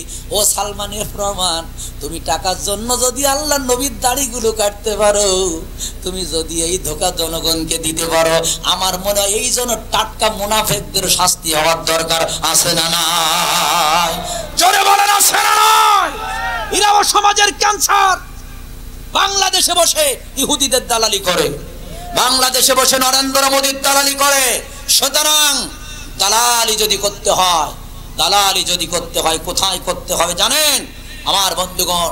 আল্লাহর কোরআনের জন্য, ইসলামের জন্য যদি আমাকে কিছু কথা খরচ করতে হয়, এটার ভিতরে এক একটা কথায় 10টা করে নেকি আল্লাহ দিয়ে দিবেন। জোরে কান সুবহানাল্লাহ। নেকি বাড়াবেন। মান জাবিল হাসানাতি ফালু আশরু আমসালিয়া। অযথা কথাবার্তা এইগুলো না বলে আমরা একটি কথা থাকবে যে কোরআন আছে যেখানে আমরা আছি, কোরআন নাই যেখানে শান্তি নাই। এজন্য মুনাফিকি চরিত্র বানানো যাবে। হ্যাঁ, ঘরের লেখা মা বাবার দোয়া, ঘরের গেটে লেখা থাকে মায়ের দোয়া। যে ঘরে লেখা থাকে মায়ের দোয়া, কি মনে হয় যে ছেলে মা বাবার খেদমত করে না? জিজ্ঞাসা করবেন মা কই? লোকের বাড়ি কাজ করে। বাবা কই? ভ্যান চালায়। অথচ গেটে লিখে রাখছে মা বাবার দোয়া। জীবিত মা বাবার খাইতে দেয় না, মরার পরে 5000 লোকের খিচুড়ির আয়োজন হয়। এরকম আছে কিনা আপনাদের এলাকায় জানি না। জীবিত মা বাবার খাইতে দেয় না, মরার পরে খাইতে দেয়। টাটকা মুনাফিক। জীবিত মা বাবার খাইতে দিলি না, মরার পরে তোর এলাকার বাসিরে তুই 5000 লোকের খাইতে দিলি। এজন্য কবি বলেছেন, ও তুই জিন্দা থাকতে এক মুঠো ভাত, ও তুই জিন্দা থাকতে এক মুঠো ভাত দাও না মা বাবার মুখে, মরলে খাওয়াও পাড়ার লোক ডেকে। ওরে মানুষ, মরলে খাওয়াও পাড়ার লোক ডেকে। মাসে মাসে অনেক টাকা তুমি ব্যাংকে রাখো জমা, বাড়ি বাড়ি ভিক্ষা করে তোমার বাবা মা। আছে না নাই? মাসে মাসে অনেক টাকা তুমি ব্যাংকে রাখো জমা, বাড়ি বাড়ি ভিক্ষা করে তোমার বাবা মা। অতর বউয়ের হাতে সোনার বালা, অতর বউয়ের হাতে সোনার বালা, দিন যায় তার কত সুখে, মরলে খাওয়ায় পাড়ার লোক ডেকে। ওরে মানুষ, মরলে খাওয়ায় পাড়ার লোক ডেকে, তারে জীবিত বাপ মার ভাত বন্ধ করে দিয়ে মরার পরে পাড়ার লোকের খাই দেয়। এ কি ইমানদার না মুনাফিক? সরে বলেন ইমানদার না মুনাফিক? আমার ভাইরা, আমার বন্ধুরা, এই জন্য এই কথাটা আমি ছোট্ট করে আপনাদের বলে গেলাম, মনে রাখবেন। এ যুবক ছেলেরা খেয়াল করো, এ মা বোনেরা খেয়াল করো। আল্লাহু আকবার। হাজেরা সন্তান ইসমাইলের গালে একটু পানি দেওয়ার জন্য কয়বার দৌড়াইছিল? 7 বার। আমার আল্লাহ কয়, জিবরাইল, জিবরাইল, এই দৌড়ানোটা আমার কাছে এত পছন্দ হয়েছে, কিয়ামত পর্যন্ত হজ করতে যারা আসবে ওই হাজেরার মতো 7 বার দৌড়াবে আর আমাকে দেখাবে, তা না হলে হজ কিন্তু অসমাপ্ত থেকে যাবে। আমার ভাইজান 7 বার দৌড়াইলো আর সন্তানের একটু পানি খাইতে দেবে। আল্লাহ পাক কয়, আমি সাধারণ পানি দেব না, তোর এমন জমজমার পানি দিলাম, পৃথিবীর মানুষ সব যদি একসাথে খায় 1 ইঞ্চি পানি কমাইতে পারবে না। জোরে বলা যাবে কি সুবহানাল্লাহ? সব পানি বসে খাওয়া সুন্নাত, আর জমজমার পানি দাঁড়াই খাওয়া সুন্নাত। অন্য পানি খেলে তৃষ্ণা মেটে, ক্ষুধা মেটে না, আর জমজমার পানি খেলে ক্ষুধাও মেটে, তৃষ্ণাও মিটে যায়। কারণ জমজমার পানির মধ্যে আল্লাহ খাদ্যের ব্যবস্থাও করে দিয়েছে। আলে মা যদি একটু মেহনত করার কারণে সন্তানকে যদি আল্লাহ বরকতের পানি দিতে পারে, কোন সন্তান যদি ভ্যান চালায় আর ওর টাকায় মার ভাত ওর হাড়িতে রান্না হয়, কোন সন্তান যদি ভাটায় কাজ করতে যায় আর ওই টাকা যদি ওর বাবার জন্য ওই হাড়িতে ভাত রান্না হয়, কোন সন্তান যদি লোকের জমিনে কাজ করে আর ওই টাকা দিয়ে যদি ওর মা বাবার ভাত ওই হাড়িতে রান্না হয়, আল্লাহর কসম সব জায়গায় দুর্ভিক্ষ দেখা দিবে। ওরে যে হাড়িতে মা বাবার ভাত রান্না হয় ওই হাড়িতে কোনোদিন অভাব আসবে না। একবার জোরে বলা যাবে কি সুবহানাল্লাহ? আর আমরা কি করি, বউ বলেছে তোমার মা বাপ যদি খায় আমি থাকবো না, ও শয়তান মা বাবার ভাত বন্ধ করে বউয়ের কথা বেশি প্রাধান্য দেয়। আবার সামনের কাতারে নামাজ পড়ে আসে না, এরকম মাঝে মাঝে আয়না ধরি কয়, আহা হা হা, যে দাগ বানাইছি আমার জান্নাত ঠিকায় কিনা। 1350 টাকা সুদি মারে, তবে আপনাদের এলাকায় নেই। ভাই জানেন, আরে আমার তোর মা ভাতের জন্য কাঁদে, তোর বাবা ভাতের জন্য কাঁদে। আমি আসাদুজ্জামান বলে গেলাম, আমার কোনো ক্রেডিট নাই, কেরামতি নাই। গতকালকে রাজশাহী ছিলাম, স্টেজ থেকে নেমেছি, মাকে একটা ফোন দিয়েছে, মা এক চান্সে ধরে বলে, বাবা আমি এখনো ঘুমাইনি, তুই যতক্ষণ ফোন না করবি আমি মা তো আমার চোখে ঘুম আসবে না। গত সপ্তাহে মাহফিল করে শুক্রবার বের হয়েছি, এই 8টা দিন এখনো বাড়ি যাইতে পারি নাই। নিয়াত করেছি আজকে একটু কয়রাতে যাব। ও দোস্ত বিশ্বাস করেন, বাড়িতে গিয়ে গেট খুলে স্ত্রীর অন্তত 5টা দাগ দেওয়া লাগবে না, ঘুম ভাঙবে না। কিন্তু জনম দুঃখিনী মা, একটা বার যদি বলি মা, মারা এমন হয় সন্তানের জন্য কোনো মার চোখে ঘুম আসে না। আর ওই সন্তান যদি মা বাবা যদি ভাত বন্ধ করে দেয়, তুই জানিস না কত কষ্ট লাগে। ওই মা আড়ালে গিয়া 2 চোখের পানি আসলা দিয়া বসে।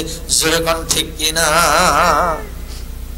কলা হুমা জান্নাতু কাওয়ানারুক, তোর পিতা মাতার খেদমতের উপরে জান্নাত আর জাহান্নামটা নির্ভর করবে। ভাইজান কষ্টা সূরা, 5টা সূরা মনে আছে তো আপনাদের? হ্যাঁ, 5টা সূরার কথা বলতেছিলাম, আর 2টা বাকি আছে, 1 মিনিটই বলে দেবো। তবে এই ময়দানে মা নেই, কার কার হাত দেখান, লিল্লাহে তাকবীর। আমার ভাইরা হাত নামান। এইবার আসেন, বাবা নেই, কার কার হাত দেখান। আমার ভাইজান এইবার চিরয়েতিমকে, ওরে জনম দুঃখিনী মা নাই, বাবাও নাই, এমন কোন মায়ের সন্তানগুলো আছেন একটু হাত কানা দেখান, আমি দেখতে চাই। আল্লাহু আকবার। বাজান একটু হাত নামান। আমার ভাইরা, আমার বন্ধুরা, কোনো বাবা পুরনো জামা গায়ে দিয়ে সন্তানের ঈদগায় যাইতে দিত না। যদি ঋণ করে হতো, মার হাতের ছুরি বন্ধক রেখে হলেও নতুন জামা গায়ে দিয়ে কোলে করে আব্বা তার ঈদগায় নিয়ে যেত। কত কিছু করলো বাবা মা, আর তাদের জন্য কোনো কিছু করতে পারবো না, এটা হয় না। এই মাহফিল কমিটি আপনাদের জন্য তাবারুকের ব্যবস্থা করেছে। এখানে একটা বাথরুমের প্রয়োজন হবে, আর অনেক টাকা লাগবে। দেখেন মাদ্রাসাটা, মসজিদটা সব অবহেলিত আছে। বাবা আমি একটু বলবো, সব মায়ের সন্তানেরা পারবে না, একান্ত যারা মা বাবার জন্য হৃদয়ের মধ্যে কলিজায় ভালোবাসা লাগে তারা পারবে। হাতখানা উঁচু করে বলবে, হুজুর আমার মা নাই, আমার জন্য একটা 1000 টাকা, বাবার জন্য 1000, এই মোট 2000 টাকা আমি দেবো। আর একজন বলবে, হুজুর